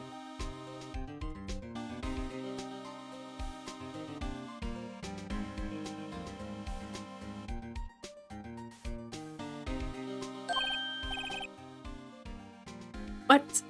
Hey, Dick. Oh, I cannot say that. Keep up the good work. Yes, sir. Let's go out for lunch again sometime. My treat. Yes, sir. You gotta take me back to that joint sometime, okay? Yes, sir. It seems you don't have any problems with enemies. Yeah, well, I'm careful not to stick out. Anyway, I'm a bit worried about him. Under all this pressure, I'm afraid Mr. Edgeworth just might crack. I hope he doesn't. I mean, he almost cracked and being thrown into prison. But Phoenix saved him. I hope he doesn't crack. Let's talk about the SL9 incident. Actually, I took a look at the file earlier where the coffee was brewing. He seems generally concerned for Edgeworth. Well, did you find out anything? The only evidence Stark left behind was during his final attack. His final attack? You mean when he killed Prosecutor Marshall, who was trying to protect some girl? That girl is Emma. Me. It seems Detective Gumshoe never realized Emma was the girl. That's when he left the most incriminating evidence of all. Well, what was it? Oh, let's see. I think it had something to do with the murder weapon. Oh, I forgot. Look, it's all written somewhere in here, okay? His powers of recollection never fail to impress. Maybe we should show him the murder weapon. Might jog his memory. Okay. I want to show him that before talking about the third point. But wait, but I want to check that one.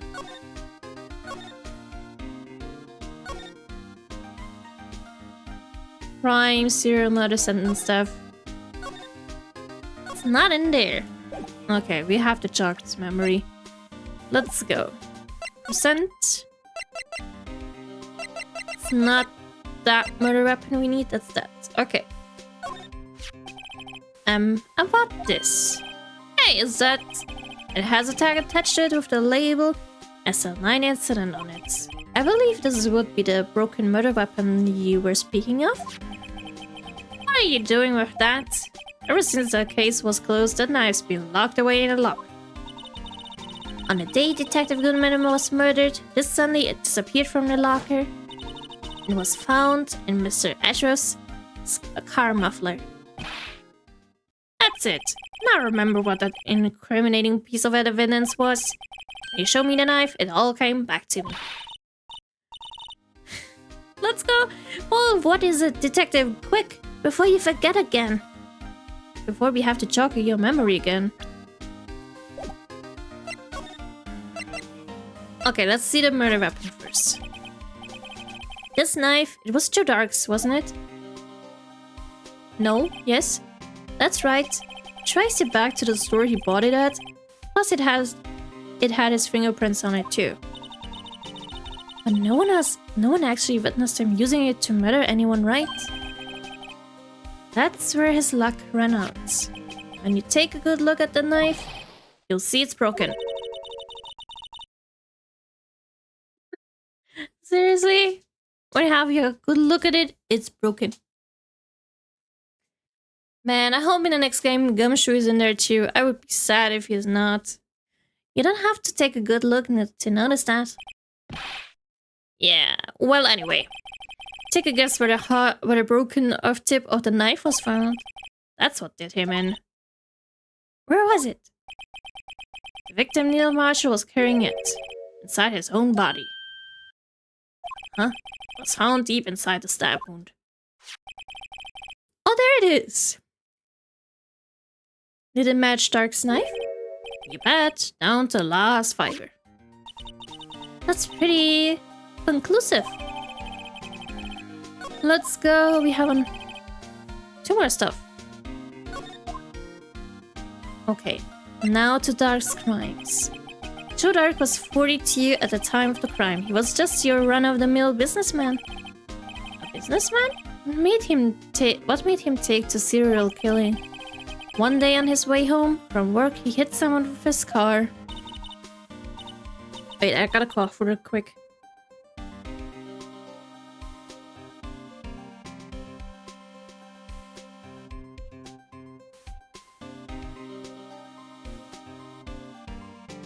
Okay, it should be all fine again. Hopefully. With his car, so it was an accident?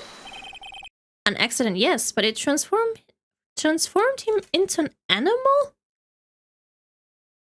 Why? Just because he accidentally hit someone with the car, it drove him to be a serial killer? An animal? It was an animal? Huh? No, wait. He killed a man that witnessed the accident, then he killed...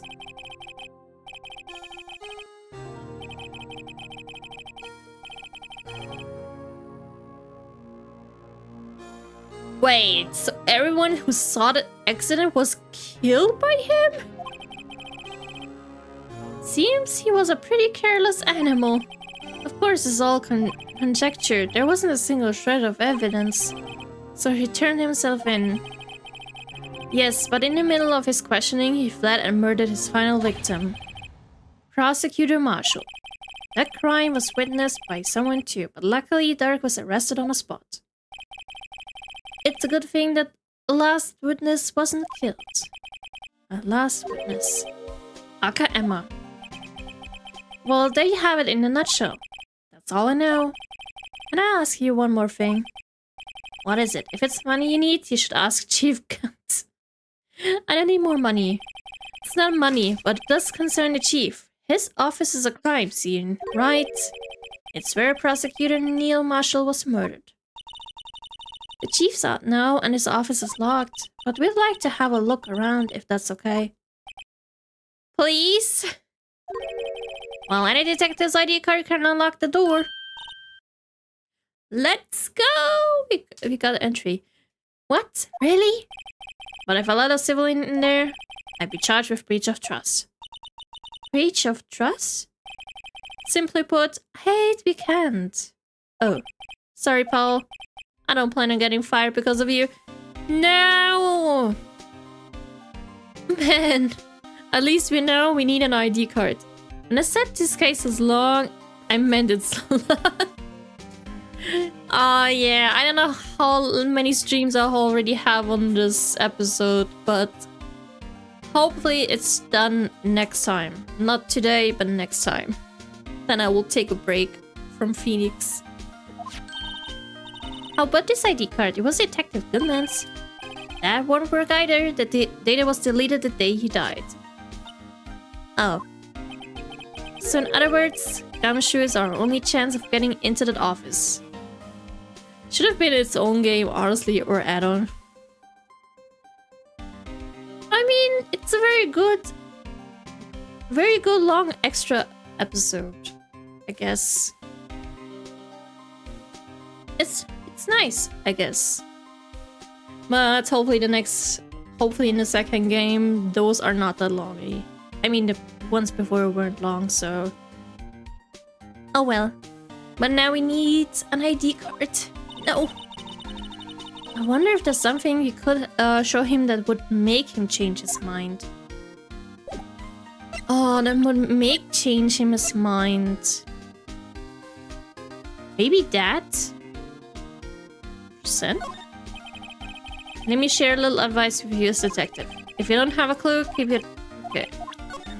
That's not the one. Yeah, it was only added here because it's a port from the...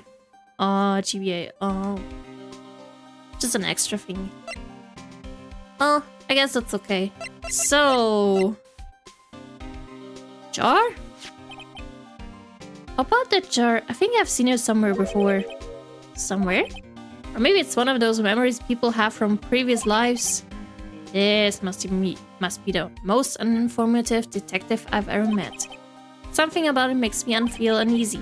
It's like I'm in the chief's office and he's yelling at me. Chief Gunt? Where could I have seen that before? Was it maybe in his office? Oh, hello. Maybe that will make him? That's the ID card record, isn't it? Yeah. Yes, there's only one number left to investigate. At 4:20 p.m. The victim, Detective Goodman, must have entered the evidence room along with someone else. Someone with an executive officer number. Yeah, that could be Damon Gunt. That's 17 too many, Detective. An executive officer. I just might have a hunch. Wait. I didn't want to do that. What do I have to show? Not the video. Or maybe? Nope. Let's see.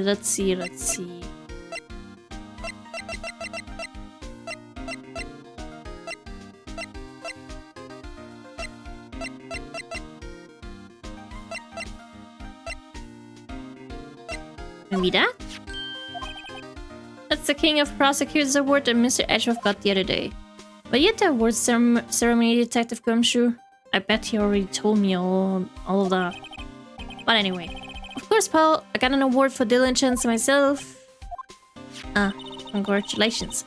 I was wondering, why is the award a shield? And why is it broken? Oh, there's a reason. I'll tell you what it is later. Apparently he's forgotten. Okay, I have to show him something. Let's just go with the usual thing, just show him everything. I don't care about that.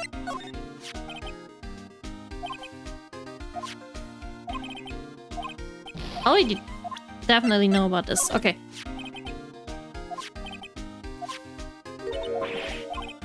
Oh, you seen that? Parking stop. Sure, the badger. This guy almost made us lose the case today. What are you talking about? He was guarding a bloodstain on the evidence locker with his life. That's more than you can say about most officers nowadays. Would have saved us a lot of trouble if he hadn't guarded it so well. I have to admit he's right though. Thanks to the Blue Badger, we were able to prove another possibility today. The possibility that another murder took place prior to 5:15 p.m. Okay, let's show more. That's not it. That's probably also not it.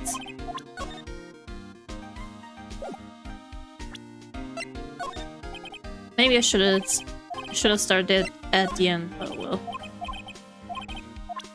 Okay, let's go back. I know, you actually gave me that. Name of deceased, Neil Marshall, 27. Dated and time of death, between 7 p.m. and 7:30 p.m. Cause of death, single stab wound, piercing heart and lung. Assessment, died from blood loss in under 10 minutes. Weapon found in wound was missing tip. Okay. I've been studying up on those files. There's nothing wrong with Mr. Edgeworth's presentation. To think people are accusing him of injustice? I for one ain't buying it, Paul. Looking into the case for Mr. Edgeworth? Yeah, it was a pretty big deal while it was going on, you know. After all, serial killer was on the loose. But Lana was pretty clear in her confession. She forged evidence in order to prove Joe Dark guilty. Did I already do the camera? Yeah. Oh, the video. Opera. I don't care.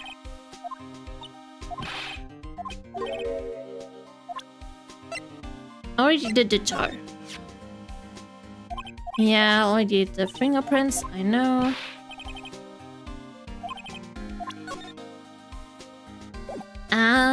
Okay, next one. Glove? Nope.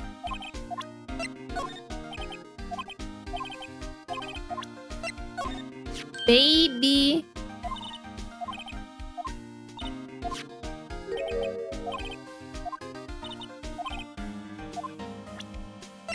Maybe already got it, but let's just go further.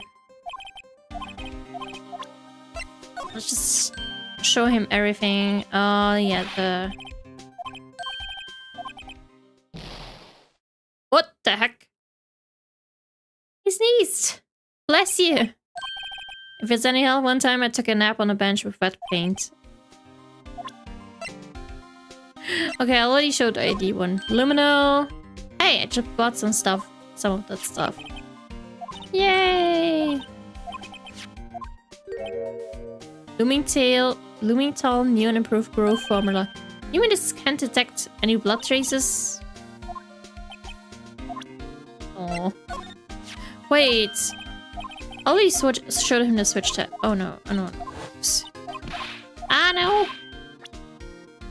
The shoe? No. And the crime photo. That's the photo, yes.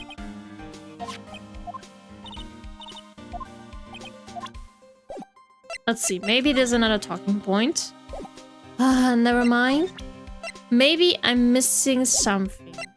Maybe need some new something for the court records. So let's just go somewhere else for now. See if I can find anything.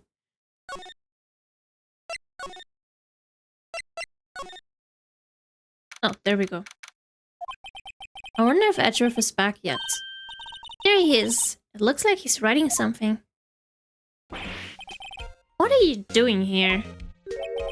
He sure was quick to throw the paper on the floor. Tough day in court, huh? Huh.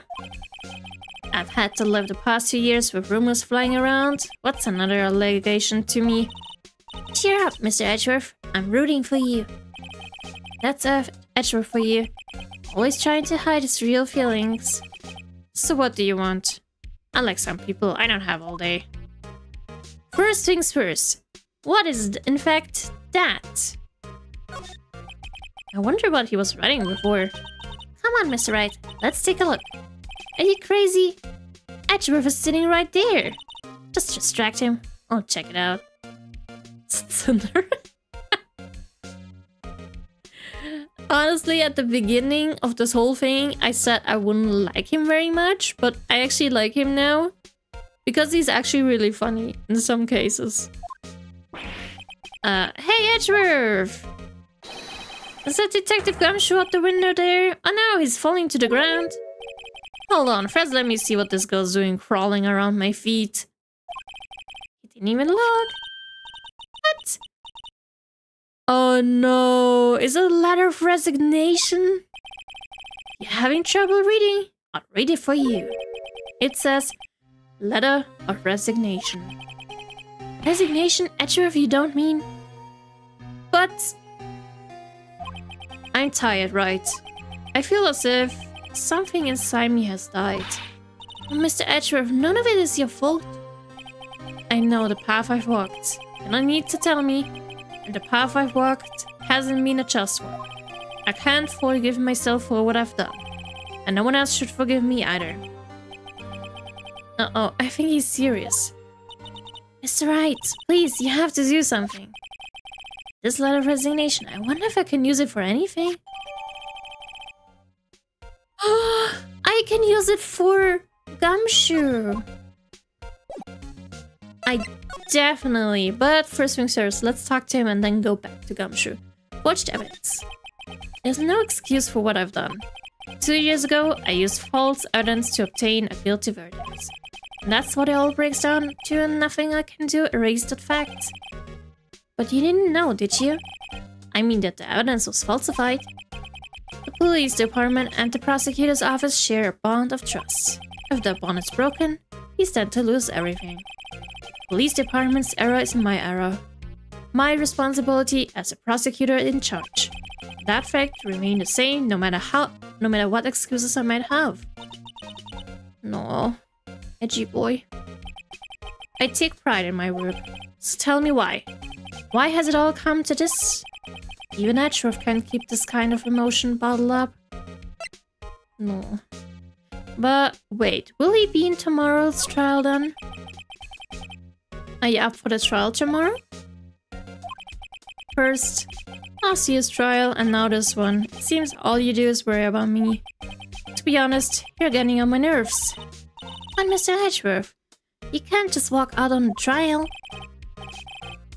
Tomorrow's the last day. It's too late to change prosecutors. I bet that's what my superiors are banking on. I never thought that case would come back to haunt me like this. What do you mean? The list of evidence, it seems too short. Most lists run twice as long. It's only half as long as most lists? That is odd. After Neil Marshall was murdered, I became prosecutor for that case. I may not have been part of the investigation, but I knew what I had to do. Use the evidence I was given to prove the suspect guilty. That was really the only thing in my mind at the time. Say, just saw a picture taken around that time. That picture, something seems strange about it. Will you talk later about it? I mean, definitely the award from that picture back then is different than the award now. So something happened. Maybe they changed it for some reason? Or something was broken off. Maybe. Anyway, the day of the crime. Could you tell us again about what happened that day? The day Detective Goodman was murdered? You were participating in a ceremony over at the station, right? I've never cared for ceremonies, but I had to attend that one. Because you were awarded this? Those receiving awards can't exactly skip out on the ceremony. I finished up at the office in the morning, then drove over to the police department. You finished up at it up at the office? Yes, just odds and ends. Clerical stuff. I didn't plan on returning to the office at that day. That is, until I was asked to take something back. Take something back? Yeah, the one from the A something case? Yeah, AI 16. This. Oh yeah, Chief Gant asked you to hold on to that, didn't he? Yes, it was a piece of evidence in a case that was closed half a year ago. He asked me to bring it back to the prosecutor's office. It's the story we heard yesterday. Hopefully I'll get to use it. Maybe the AI 16 one will help us or something like that. So you came back here to the prosecutor's office because the chief asked you to? That's right. Oh well. Well, now I don't have anything anymore. Or maybe I have something more. But let's just go to Gumshoe first. But maybe someone's waiting for us. Excuse me? No! Not that again. Would either of you care for a quarter-pound of roast beef?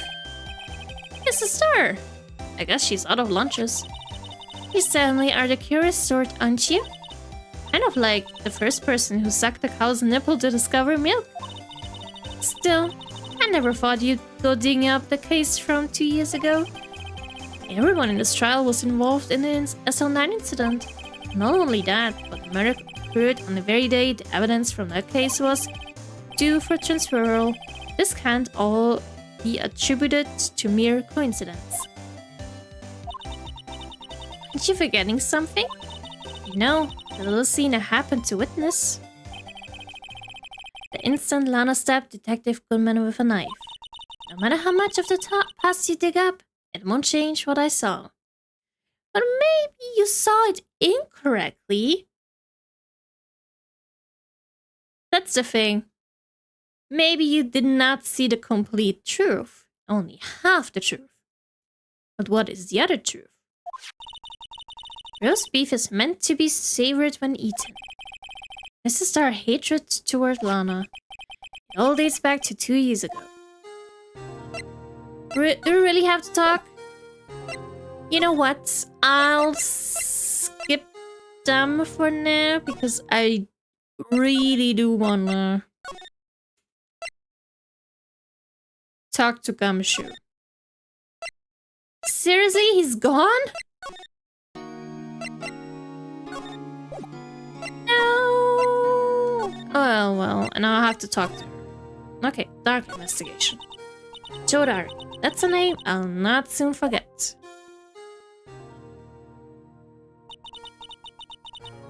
We trailed him for half a year. Oh, the pressure. Still, I don't think I was ever more alive than I was then. Those days were steamier than a bowl of hot gravy. Poor old Jake Marshall, though, must have been going through hell. You mean because of his brother's death? They were close, those two. After Neil died, something took over Jake. He became obsessed. Seeing Jake like that made her all the more desperate. Her? Lana Sky. Why? My sister? The best of the best were put on that SL9's case. Of course they were led by that legendary duo. Lana and Chief Gant. Oh yeah, because his sister was in danger and Neil Marshall got killed. And she was desperate, so she forged evidence. After case closed. The legendary pair was the reason we were able to keep up our investigation. That's why we were so shocked over how it turned out. You mean with the forging of the evidence? Don't get me wrong, Joe Dark got what he deserved.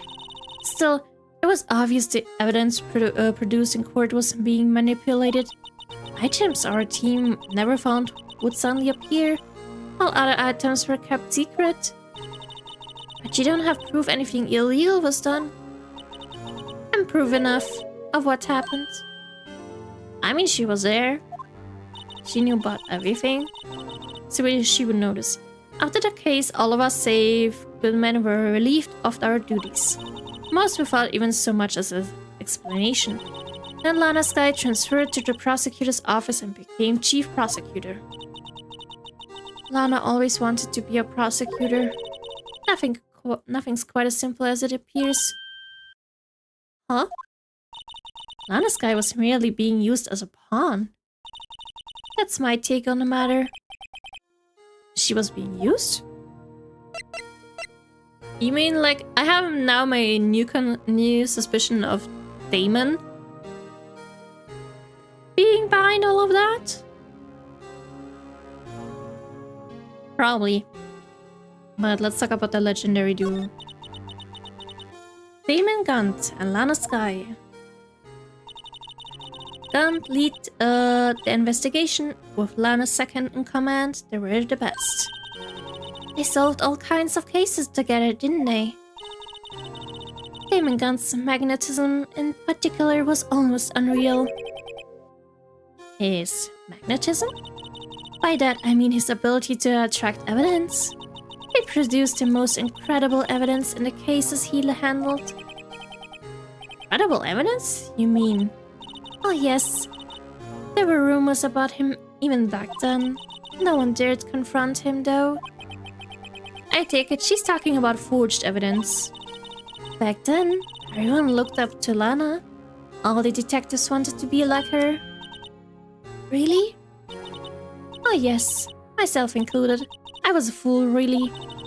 She hated anything crooked and always watched out for the other detectives. That's why she was so concerned for Jake. Mr. Marshall. When Jake's brother was murdered, she felt as if she had lost her own brother. If it wasn't for her, I don't think Jake would ever have recovered from his shock. That's what makes it all more infuriating. Mrs. Starr. That's why I'll never be able to forgive her. Why though? Didn't you just say she was okay?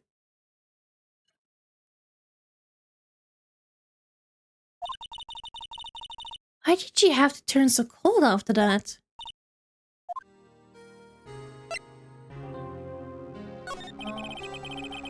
Now let's see what she means with being used. Lana transferred to the prosecutor's office 2 years ago, didn't she? Yes, thanks to Chief Gunt's powerful influence. Chief? That's right.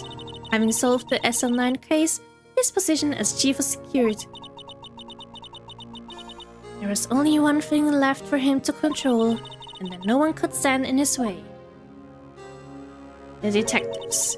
The prosecutor's office. What? You mean that's why Lana was transferred? If he could control the chief prosecutor, he could control the prosecutor's office. That must have been his goal all along. But how could he control Lana? Maybe he threatened her with something. I don't know, but one thing's for sure. Ever since the case ended, she's never been the same. It's only logical to conclude.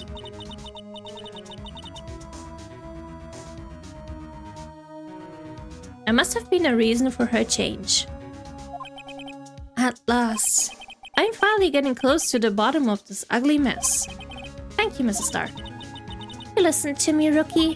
It takes more than just ingredients to create flying cuisine. I hope you turn out to be a better chef than I've been. Well, at least we got a lot of this stuff. Should I maybe... We may be having one more point to talk about, but for that... Let's check some more stuff.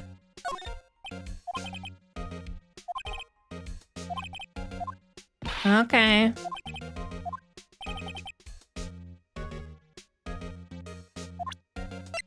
Yeah, I want to show him something. This picture was hanging on the wall in Chief Gunt's office. Yeah, that one. Prosecutor Neil Marshall, he had just started making a name for himself.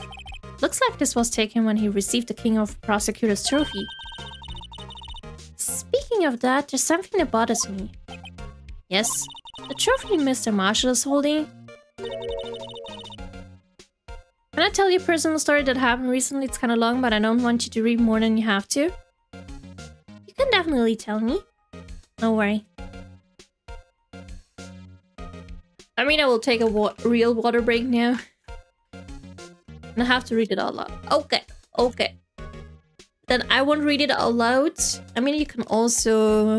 I mean, if you want, you can message me on Discord. I won't read stuff out on that are from Discord. But of course, if you want to write it here, that's okay too. And I won't read it out loud.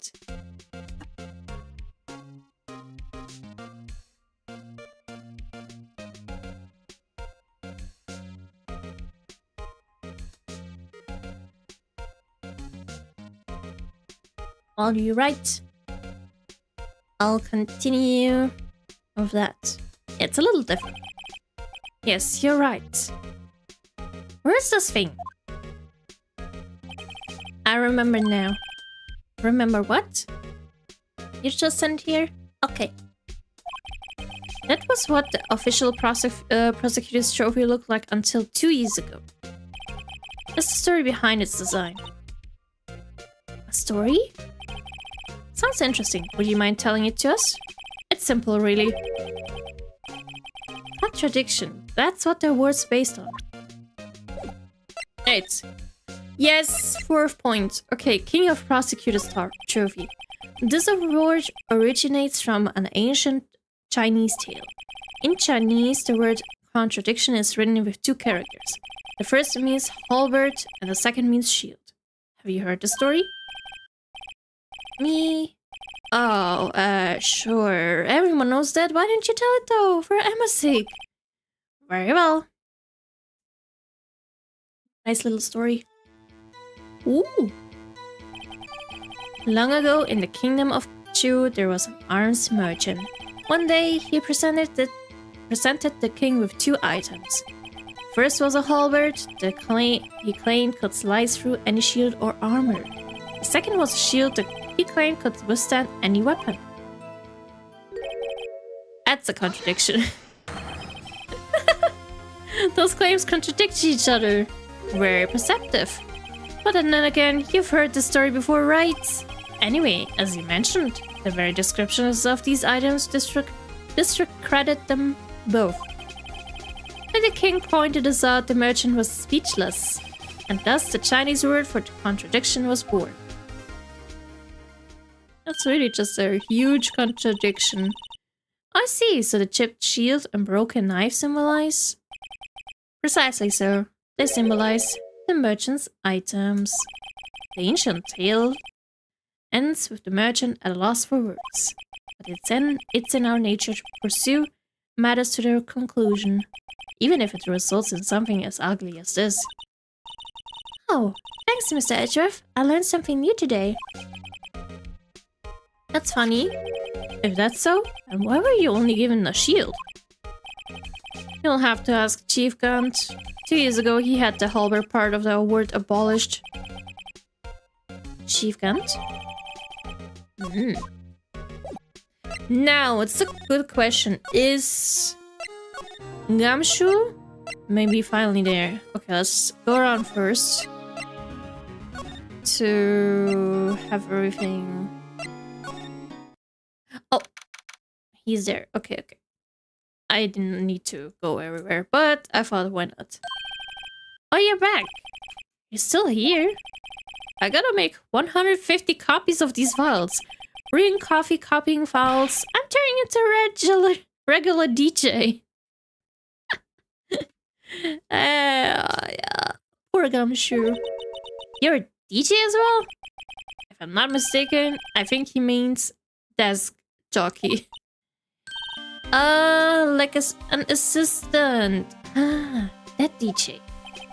I gotta admire your persistency, but my answer is still no. I'm not letting you in the chief's office, period. Maybe my neck on a line. The head office is the last crime scene in the S Online incident. I have to take a look in there. There's got to be something we can do to make the detective change his mind. Oh, I definitely know it. I definitely have it. Is this crumbled up piece of paper? Oh god, it's getting serious. No way, Mr. Atcherov can't be serious. Is he ever not serious? I can't believe they pushed him this far. Mr. Atcherov really feels responsible. We have to play into that. When I first met him, I thought he was cold as ice too, but I know different now. He trusts us detectives to provide him with sound evidence, but we betrayed him. Detective, please let us in. That's it. I've made up my mind. But here, take my ID card. You can't do that if someone found out. They wouldn't let you off the hook with another lost item report. Look at me. It's no secret I'm already out of the loop. After all, I'm friends with Mr. Atcherov. Depending on how this case turns out, I may already be as good as terminated. What? So at least let me do this, for Mr. Atcherov's sake. Alright, detective. Thank you. Now, we can finally go back to the office.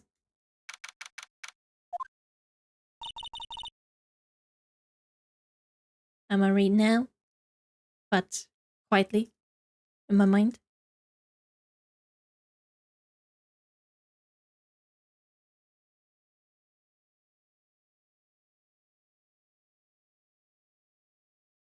Oh.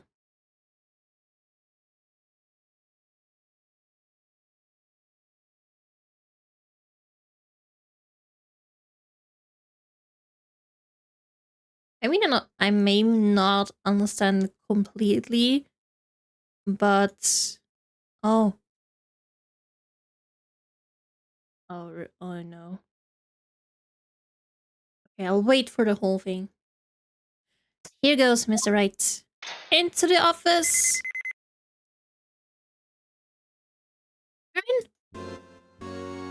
Yes.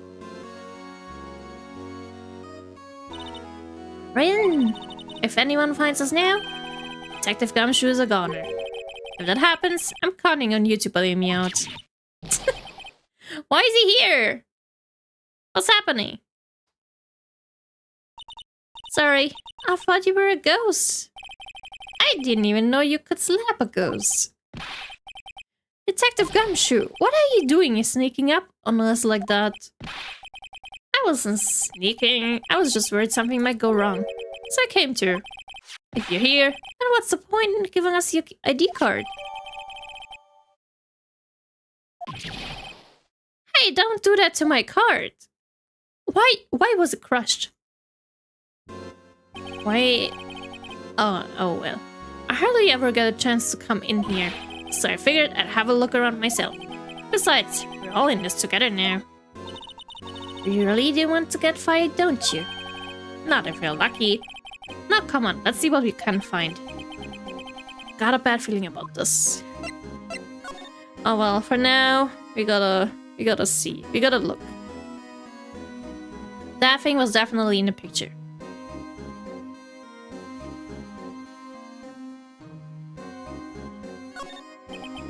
This is the real deal, isn't it? This armor and these weapons. Sure as pal, the chief doesn't care for imitations. First the pipe organ, now this armor. Do you know how many taxpayer dollars must have gone into this room? You mean we're paying for this? That's it. I'm not paying 1 cent of my taxes. Don't do that, because the Department for Finances will come after you, and you don't want to mess with that. You don't have any taxes to pay. Add to. She's a child. Shh, be careful of what you say. Who knows? The chief may be hiding in this armor as we speak. I don't think he'd fit in there. Even if he did, he'd never be able to get back out.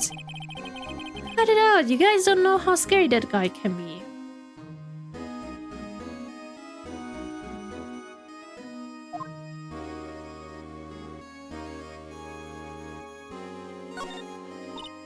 Wow, look at the size of Chief Gun's desk.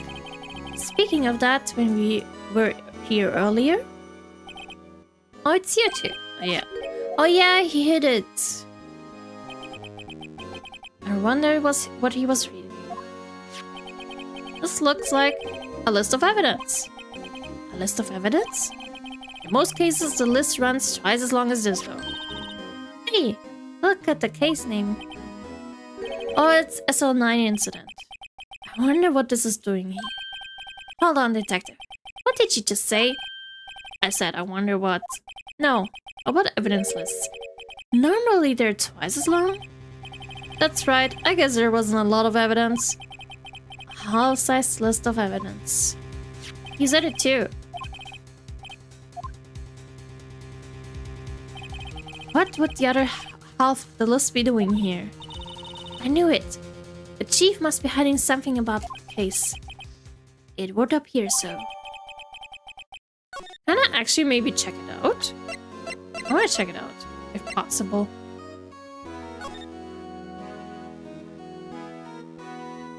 Yeah, wow, I cannot read anything. What is that? I wonder what this is. It looks like someone drew some kind of sketch here. Could it be that the award was used as a weapon? What is it? Did you find something? I can't make it out. Better keep quiet about it for now. Huh? Oh, no, it's nothing. Why are your eyes moving about like that, Mr. Wright? I better not forget about this picture.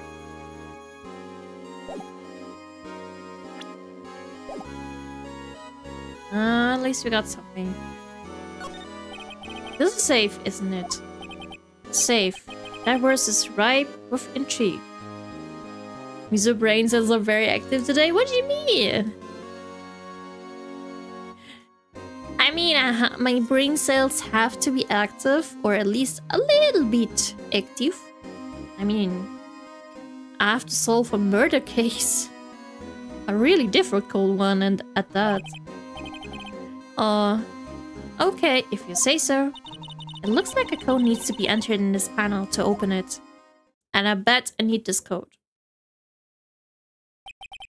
7-digit number. I think I just might know what it is. Do you know what it is? I have a hunch. Oh no! You want to try my birth date? It's... No! I have a bad idea. Here goes nothing. I don't think it's actually that. Okay. No, this was wrong. No. Backspace. Ah! Let me do it again, please. All because I did not quite understand it. Input number.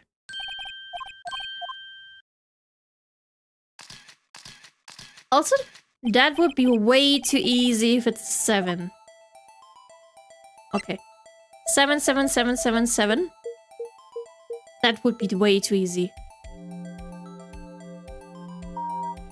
The heck? Who did that? Who does that? That's so easy. What the heck? 7-digit number falls 7. Exactly. Seriously. Who does that?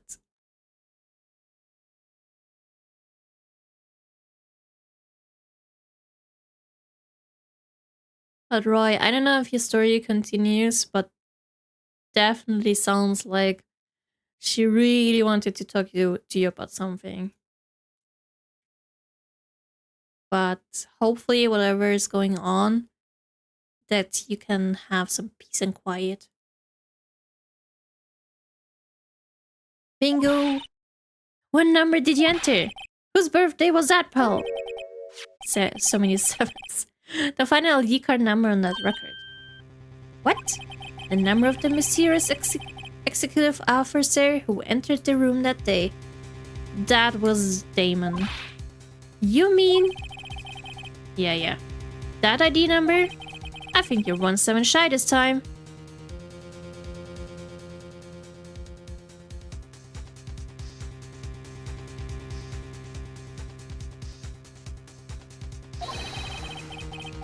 This can only mean one thing. It's Chief Gant's ID number. Say, anyone care to look inside? I wanna see. Why did this stop? Is there any money there? How much does he have stashed away? Look, it's what is it? It's the last piece. A shard from a broken cup.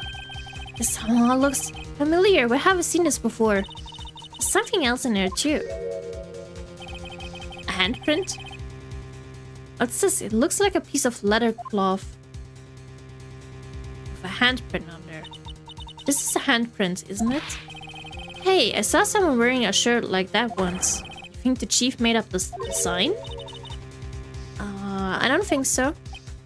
Oh, it was just a thought. Is that it? This is all that was in the safe? Apparently so. It's empty now.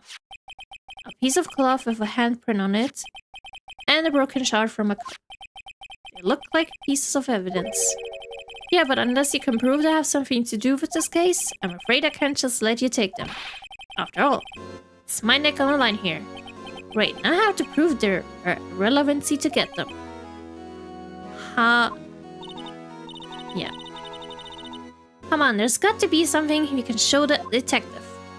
Of course. I know. Present. Oh, wait. Oh, it's on the third page. There we go. Present. Detective Gumshoe, could you have another look at this jar? I remember when the three of us put that back together. Those were the days. It's kind of early to be nostalgic. Wasn't this jar a piece of evidence from the case? That's right. One of the shards had an SL9 incident stick on it. Doesn't this ring any bells? You know, the fragment we just found. You mean this one that was in the safe? Yes, that one. That was in the safe. Let's put it in there. Let's try it. Now that you mention it, it's ringing a lot of bells.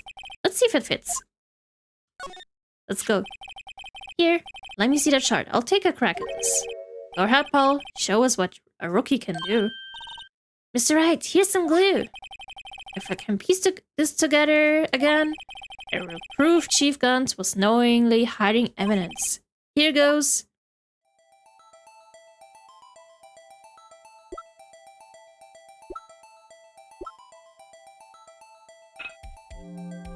Yes. Oh! It fits perfectly. There, it fits like a charm.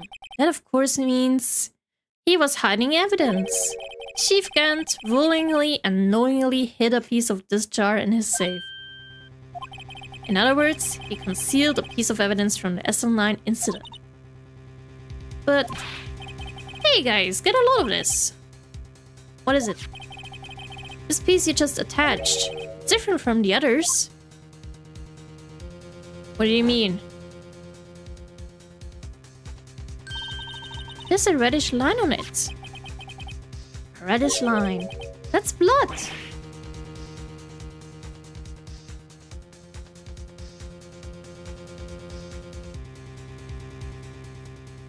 Some dry blood.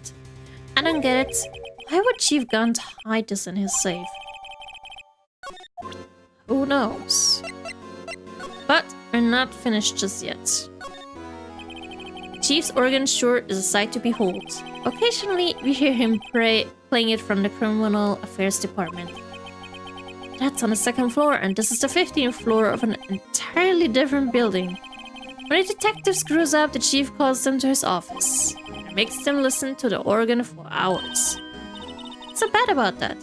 Music soothes the soul.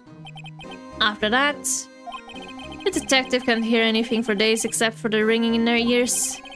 So it's an instrument of punishment, literally. And aren't the chief's ears affected? probably wear some protection. He never listens to anyone anyway. That's beside the point. Anyway, on to the next room. Part of the room. This was taken on that day 2 years ago. The day Joe Dark ran out of the questioning room and tried to kill Emma. After receiving his award trophy, Mr. Marshall took a picture here, then went along with Chief Gunn to question Dark. I bet he never knew he'd be dead just a few hours later. Gee, you think? Let's see. Maybe that... Yeah, this was Lana's desk. It sure is tidy.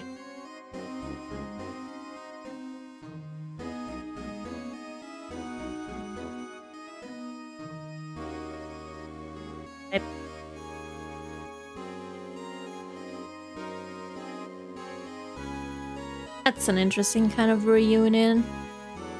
I never had a reunion, so I may understand you. I would feel so awkward too. Or not really good.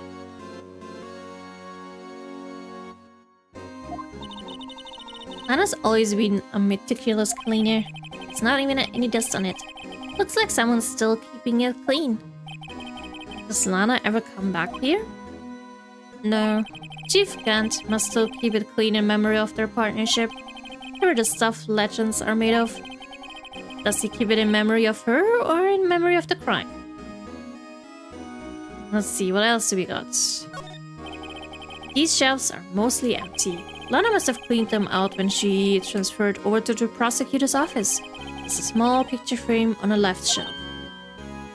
Hey, this is when Lana went to that theme park. Oh. Let's see, a window. Look at the giant window. Makes you want to crash through it and jump outside? I bet no one but you. This is the 15th floor? I know, I was just saying. Saying what? Ever since making detective, I always dreamed about doing something like that. Note to self, Detective Gamshu has a lot of dreams. So long as he doesn't go crashing through that window when he gets fired. Don't say that. I hope so. So, now what do we do? What do we do? Is there anything anymore? Am I maybe missing something?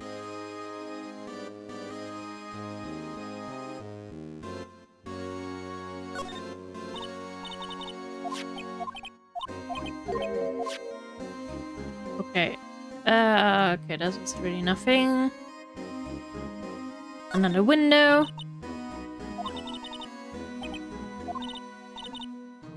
Maybe I shouldn't have done that. Oh well. Really, why didn't he? They say he changed his mind because he wouldn't be able to see the view. Oh, stained glass or not, it's a huge window. Well, we don't have anything anymore besides the floor. This mark looks some kind of flower. Where it is, it's designed after the insignia on the prosecutor's badge. Prosecutor's badge? Yeah, like the one hanging from your collar. What? They have badges too? Design supposed to portray the severity of the punishment system. Now that you mention it, it does look all pointy and kind of painful. But Mr. Edgeworth never wears a badge. That's because he's a sharp dresser. A badge like that wouldn't go too well with his outfit. So sharp dresses don't need to wear badges? I guess everyone just kind of lets it slide. I don't see how that's supposed to signify severe punishment. Well, I guess we finished. Maybe she had a button how that you maybe want to see her. Maybe she has still something to say to you, or I don't know, wanted something from you. But because you never want to see her again, then it's just finished business. Then it's just finished business. But I guess for your sake, I hope you never meet her again if you don't want it to.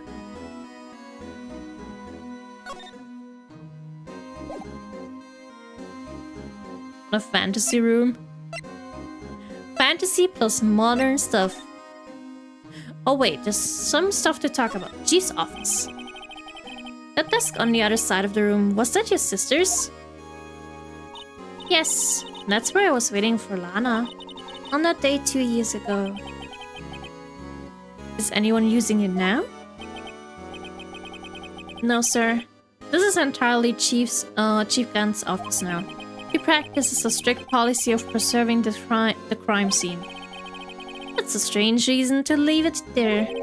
He leaves it as a warning to everyone else. He wants us to always be alert. He told us so himself at our New Year's party. Of course, he was so pretty intoxicated at the time. I see. So ever since Lana left, no one ever touches the desk? No one except Chief Guns. And the cleaning lady who's in here each morning.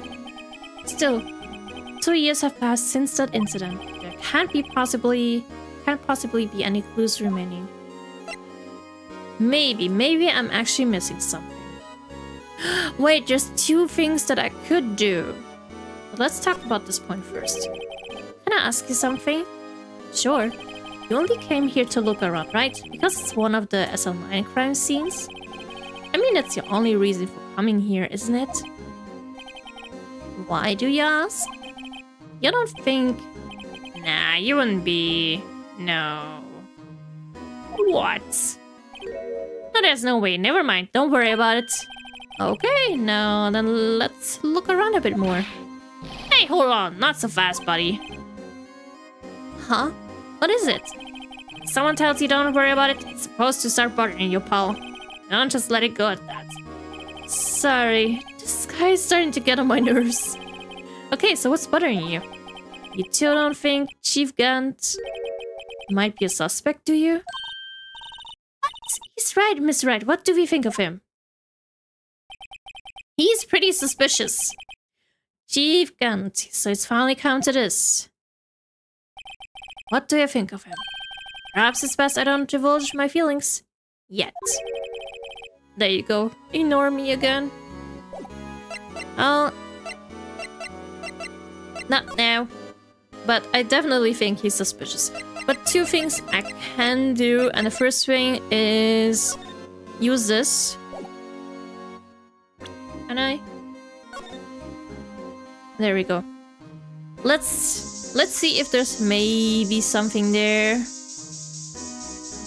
Okay. Oh. Maybe something on the floor? No. Also, we'll check for fingerprints. Okay. Okay, I see nothing. So, let's check this side as well.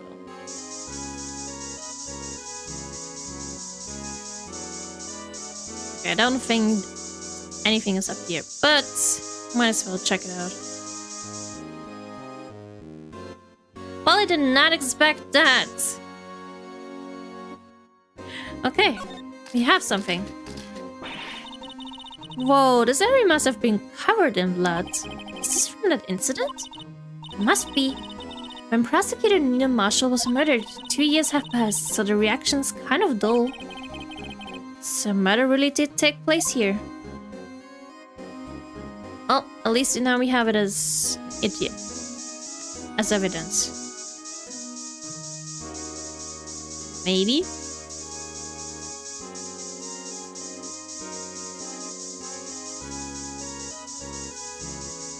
Wait, did I check the window from the other side? I mean, okay, I checked. No. Okay, let's go back. Can we talk? No. Okay, one more thing to do, and that would be fingerprints.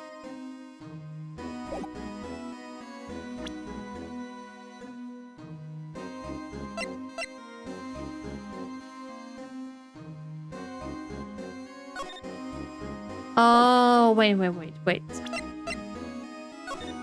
Let's get in that mode first. Oh yeah, remember with this, if I find fingerprints, then I can identify them. I don't... Okay, never mind. Probably won't be able to. Let's still... Can I even do anything? Wait, I can check out the jar. With the prints. Hey, look here. It's hard to make out, but there's a dark red stain here. Looks like blood. This piece the chief has is different though. The blood stains on the other pieces are just spots. This one is a line. That is it. Okay. Wait. Wait. There was something.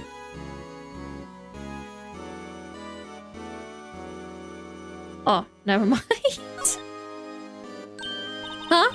This thing doesn't have a bottom. That's weird. I wonder which side is up. Better yet, what's the purpose of a bottomless jar? At least it doesn't collect dust inside, right? That's a weird jar.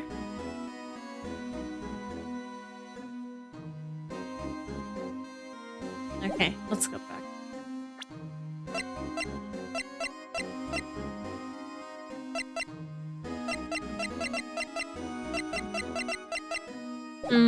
Okay, I don't know what else to do, so... You know what? I'm gonna save real quick. And then let's move somewhere else.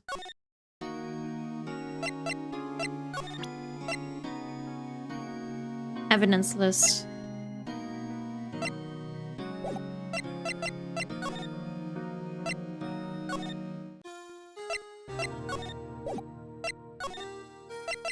Or let's move around a little bit. Maybe there's something.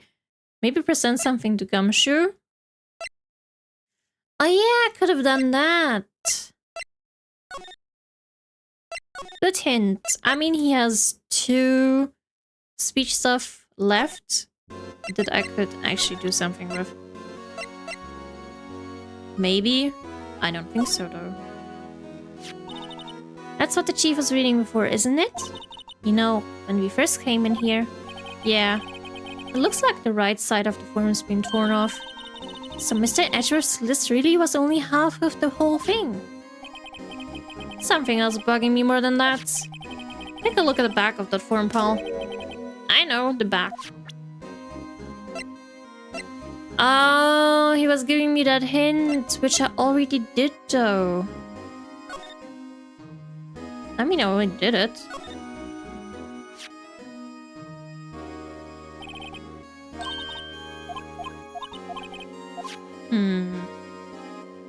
Okay, does not help me.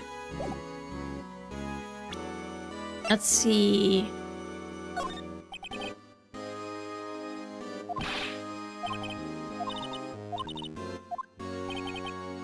Who am I feeling? I've never had anything used to. What? Maybe about the jar now? I feel a lot better now that this jar is complete. But it only raises another question. What was a piece of it doing in the chief's safe? More importantly, why wasn't there any money in there? Isn't that what safes are for anyway? I have a feeling the outcome of tomorrow's trial just might hinge on this.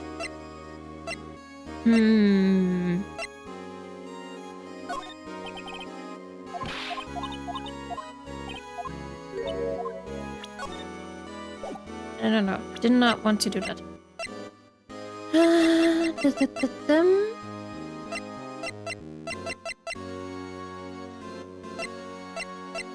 Is there anything else?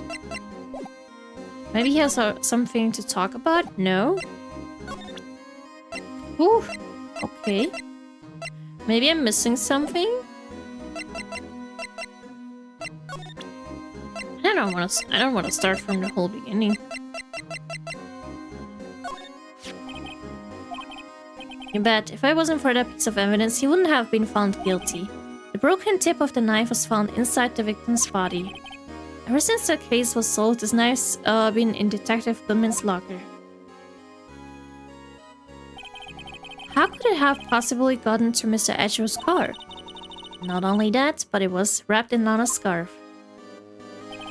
What's even more mysterious is whether that's called a scarf or a muffler. Answer me that, pal. How should I know? I'm not native in English, so I do not know. Should I give him? I don't think anything will work.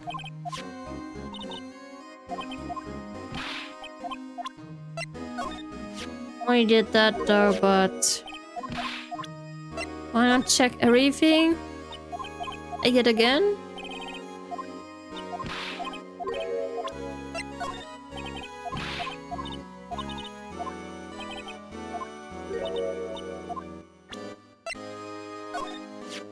Do not know.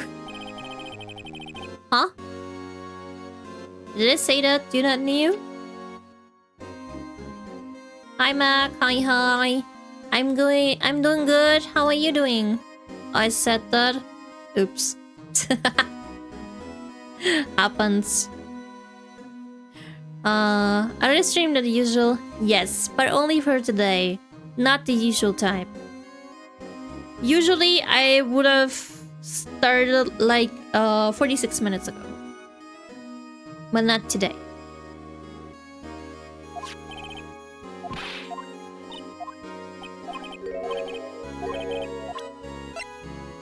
Already did that, so... Hawk? No? Still nothing? Am I missing something, maybe? How's the trial going? It's going okay so far, I'm just investigating. Maya is not even here! Fingerprints? I mean, I tried that. Means something else with fingerprints. Excellent. She's not in jail. She's not in jail.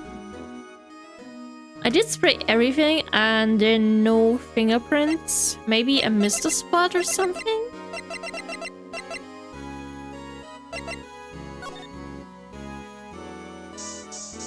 I don't think I missed a spot.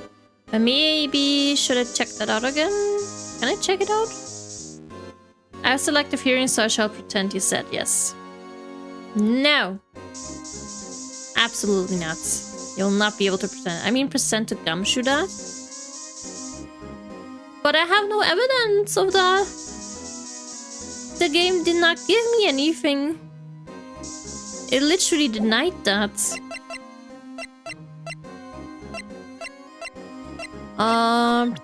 Let's see, present.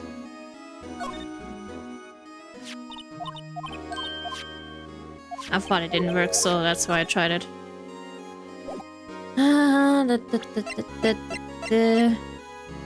Fingerprints. Isn't something else on the safe? I mean, there's this letter thing. Oh, you mean like present him to get the oh, okay. Oh, now I understand. Ah! Now I understand what you... Thanks, I hope. Detective Gumshoe, I'd like to have a look at this. Hey, know what that is. So you want to take some fingerprints? That's a great idea, Detective. Alright, go town. Sheesh. Well, give me that. What are you doing? Why are you sticking out your hand like that? Go ahead, take my fingerprints. It's not your fingerprints we want to take. Huh? Come on, this isn't the time for jokes. You're talking about the cloth we found in the safe. Oh, I knew that. The one with the handprint on it, right? Sheesh. There's a sense of humor. Yes, Okay, Mr. Wright, let's check for prints. Sprinkle the powder in the cloth. Then once they've been absorbed into the prints, blow the rest away. Ah, yeah. My mom? I don't have to be told it a million times. Alright, let's get this over with. I mean, understand. Let's just...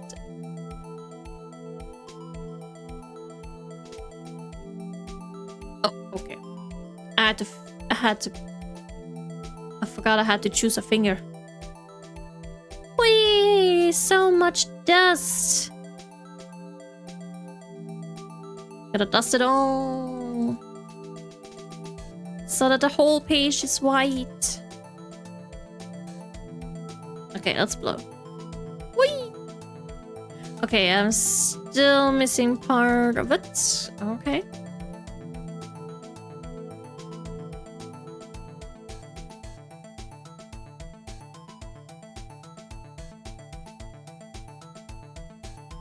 Maybe here too? It's blue. There we go.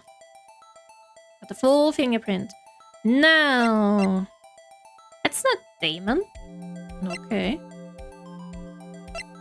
Wait, is it maybe Lana? No. It's Emma?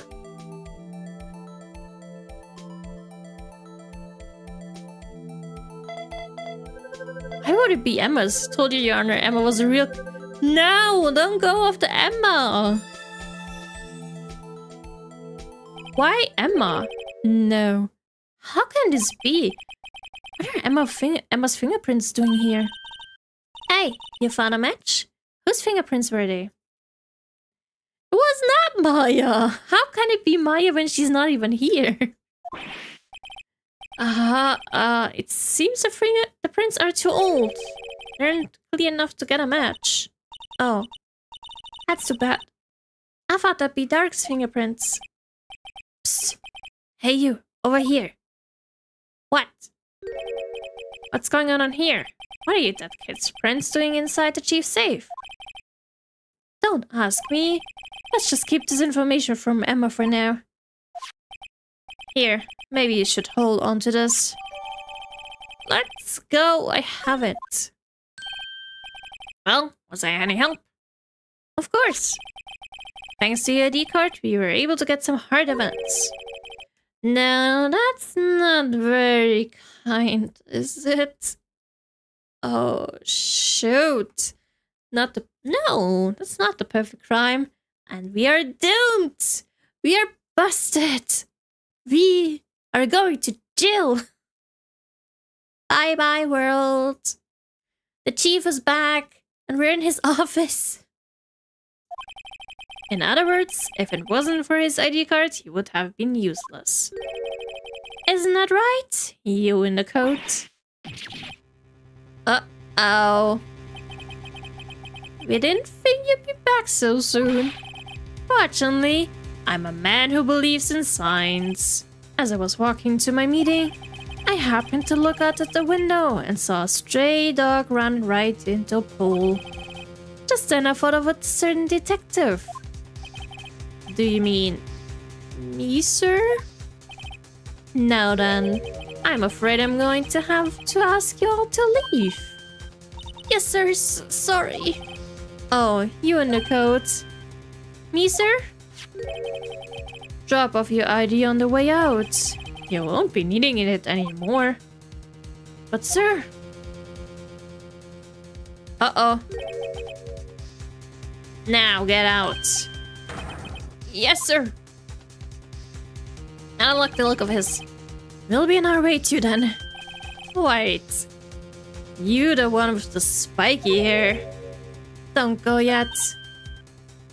Me, sir? I'd like a word with you. But sir, I'm not a licensed scientific investigator yet. You with the spiky hair, you're free to go. Huh? Is that right? Huh? Wait, am I leaving? I thought I had to stay behind. Emma, no! Look, Paul, if I've told you once, I've told you 1,000 times. The chief's office is off limits. Oh no, you just had to go sneaky nerd like that, didn't you? I thought you said you didn't care anymore if you were fired. Yeah, but if I knew it'd be like this, I never would have said it. Now, that, I've seen the evidence. Chief Gant was hiding in his office. I think I'm finally starting to get the picture. Why has she kept eerily silent about it all the time? Anyway, are you listening to me?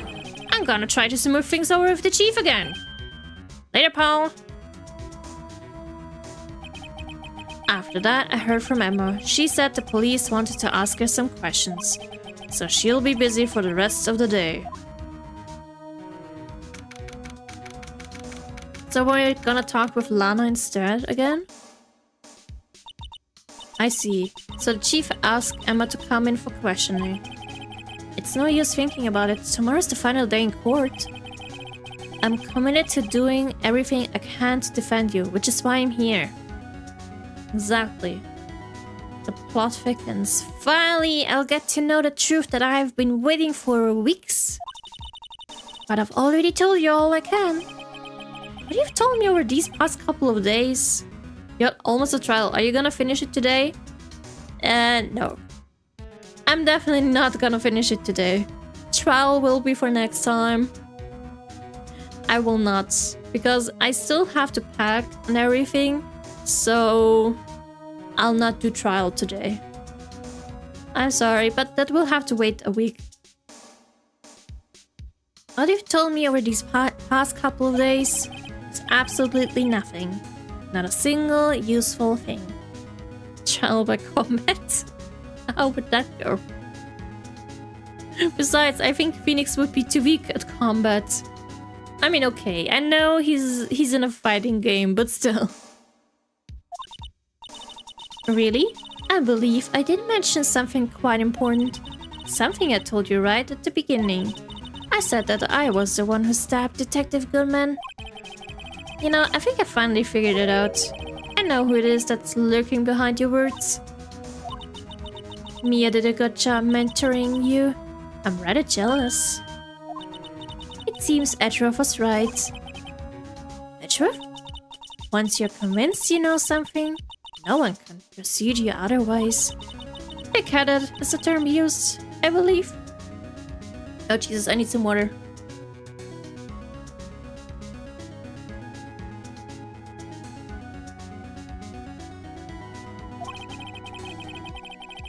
Now's my chance to get her to tell me the rest of the story. Okay, I'll talk to her. Hopefully it's finished. Maybe? Okay, keeping quiet. I have to admit I was more than a little perplexed at first. You insisted you did it, yet there was no incriminating evidence. That's when it hit me. It's not that you're unwilling to tell the truth. It's that you are incapable of doing so because of a certain individual. Wait, I got a cough.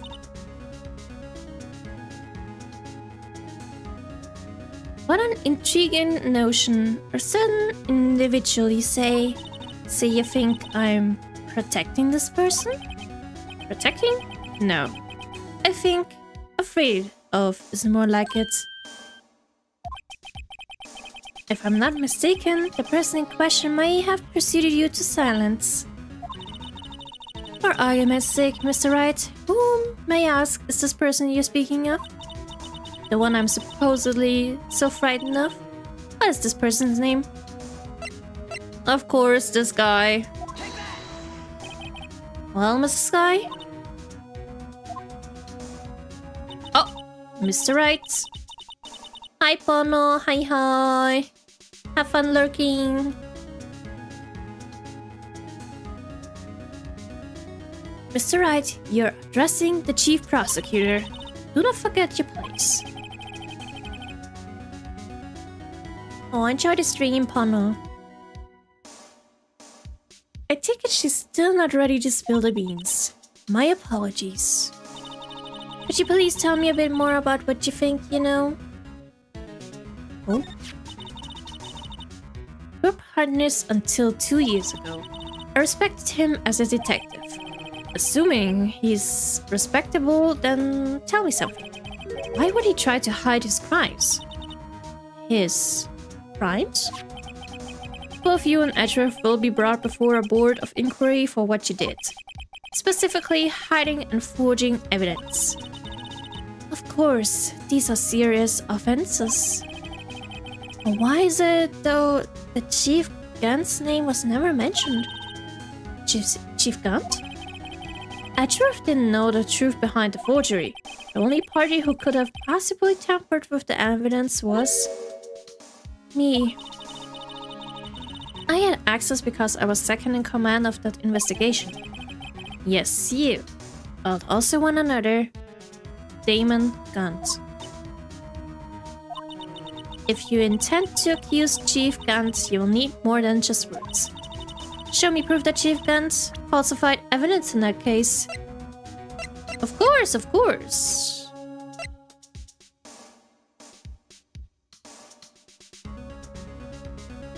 Maybe the fingerprints?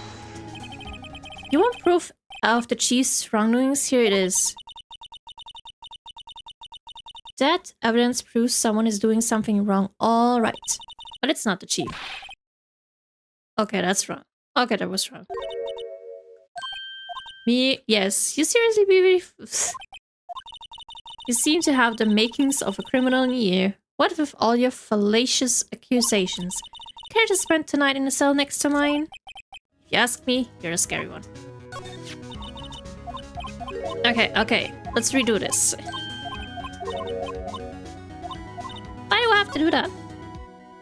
No. Maybe it's the list? I just found this in a safe in the Chief's office. This jar piece, and this piece of cloth. Do you know what these are? They're pieces of evidence from the SL9 incident. The person concealing evidence was none other than Chief Gunt himself. Now tell me, why are you taking all the blame for him? Touché, Mr. Wright. It's as you surmised. I cannot disobey the Chief's orders. Even if it means being found guilty for murder. Why not? Come now, Mr. Wright. You can't possibly expect me to be able to tell you that. 3 days ago, I had no choice but to cooperate. In the murder of Detective Goodman? Or perhaps I should say, follow orders. Yes, that's more accurate than cooperate. What kind of orders? Although I can't tell you the details. I can say that I was given an order that day. I need you to dispose of Bruce Goodman's body. You'll find it inside the trunk of Miles Edgeworth's car. Uh-oh. Oh, that's why he needed to, that's why Edgeworth needed to go to the evidence. No, take the one evidence back. Because he was taking the body as well, but he didn't know. Just as I suspected, despite what everyone believes, you were not the one who murdered Detective Goodman. Correct. I was trying to take the body out of Edgeworth's car. Trunk's lock was broken, and I discovered the murder weapon while inspecting the body. The murder weapon? You mean Edgeworth's knife? No. When I found the body, this was the knife stuck in it. The knife from the SL9 incident. Serial killer Joe Dark's knife. I couldn't just leave that knife in him. So I took it out and stabbed him with another knife. Oh, that would have been the picture of her stabbing. That would be Edgeworth's knife. That's right. Even though he was already dead, my hands were shaking at the thought of stabbing him. That's why I ended up cutting my hand. And that is the reason for the bandage on your right hand. Yes, it seems that I got blood on the victim's shoes as well. And then... she saw me just as I plunged the knife in. Mrs. Starr, huh? So that's the other truth. He was already dead to begin with. Why did you need to hide Dark's knife so badly? It took a lot of work to finally close the Dark's case 2 years ago. It was over with. I didn't ever want it to be opened again. My intent was to prevent that by whatever means possible. So, you hid Dark's knife? The weapon used to stab the detective was evidence in the in the Jodar case. If word got out, which it would, the reporters would have feel that with that. Oh. Cannot read anymore. So you wrapped the knife in your scarf and hid it. In Atrov's exhaust pipe. Right, and I called my sister. To tell her what happened and to ask her to hide the knife that was inside my muffler. You asked Emma? I didn't want anyone on the force to know about this. That would explain why Emma is so confident about Lana's innocence. Because she's literally innocent. Speaking of phone calls, I had a bad feeling about one of them that day. A bad feeling? The truth is, after I received those orders from Chief Gant, the first thing I did was make a phone call. A phone call to Patrolman Jake Marshall.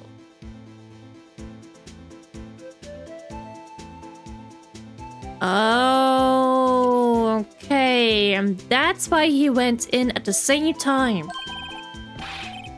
To Marshall? Why not have would you call him? The lead investigator for the SL9 incident had been murdered. I wanted the fact to be kept hidden, and he needed help. He was the only other person I could trust. Or at least I thought I could trust him at the time. However, it seems that after I spoke to him, he went off on an escapade of his own. Oh, you mean? Not wanting the case to die, he decided to take things into his own hands. Yeah, that incident. He disguised himself as Detective Goodman and tried to steal the evidence.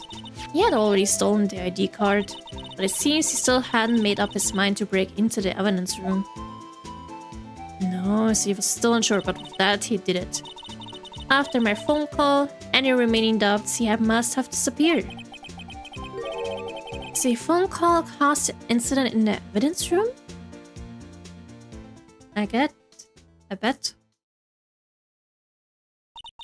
I'm afraid that's all I can tell you. But Lana, you've earned my respect, Mr. Wright, both as a defense attorney and an investigator. Now please, don't pursue this any further in court tomorrow.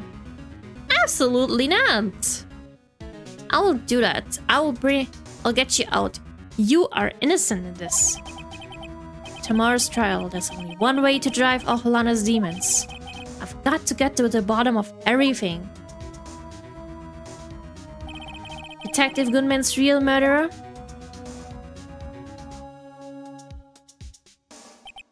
And what went down in the chief's office 2 years ago.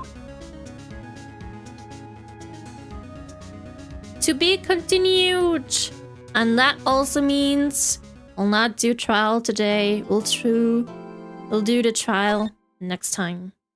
Which will hopefully be the finish of this episode. Yay.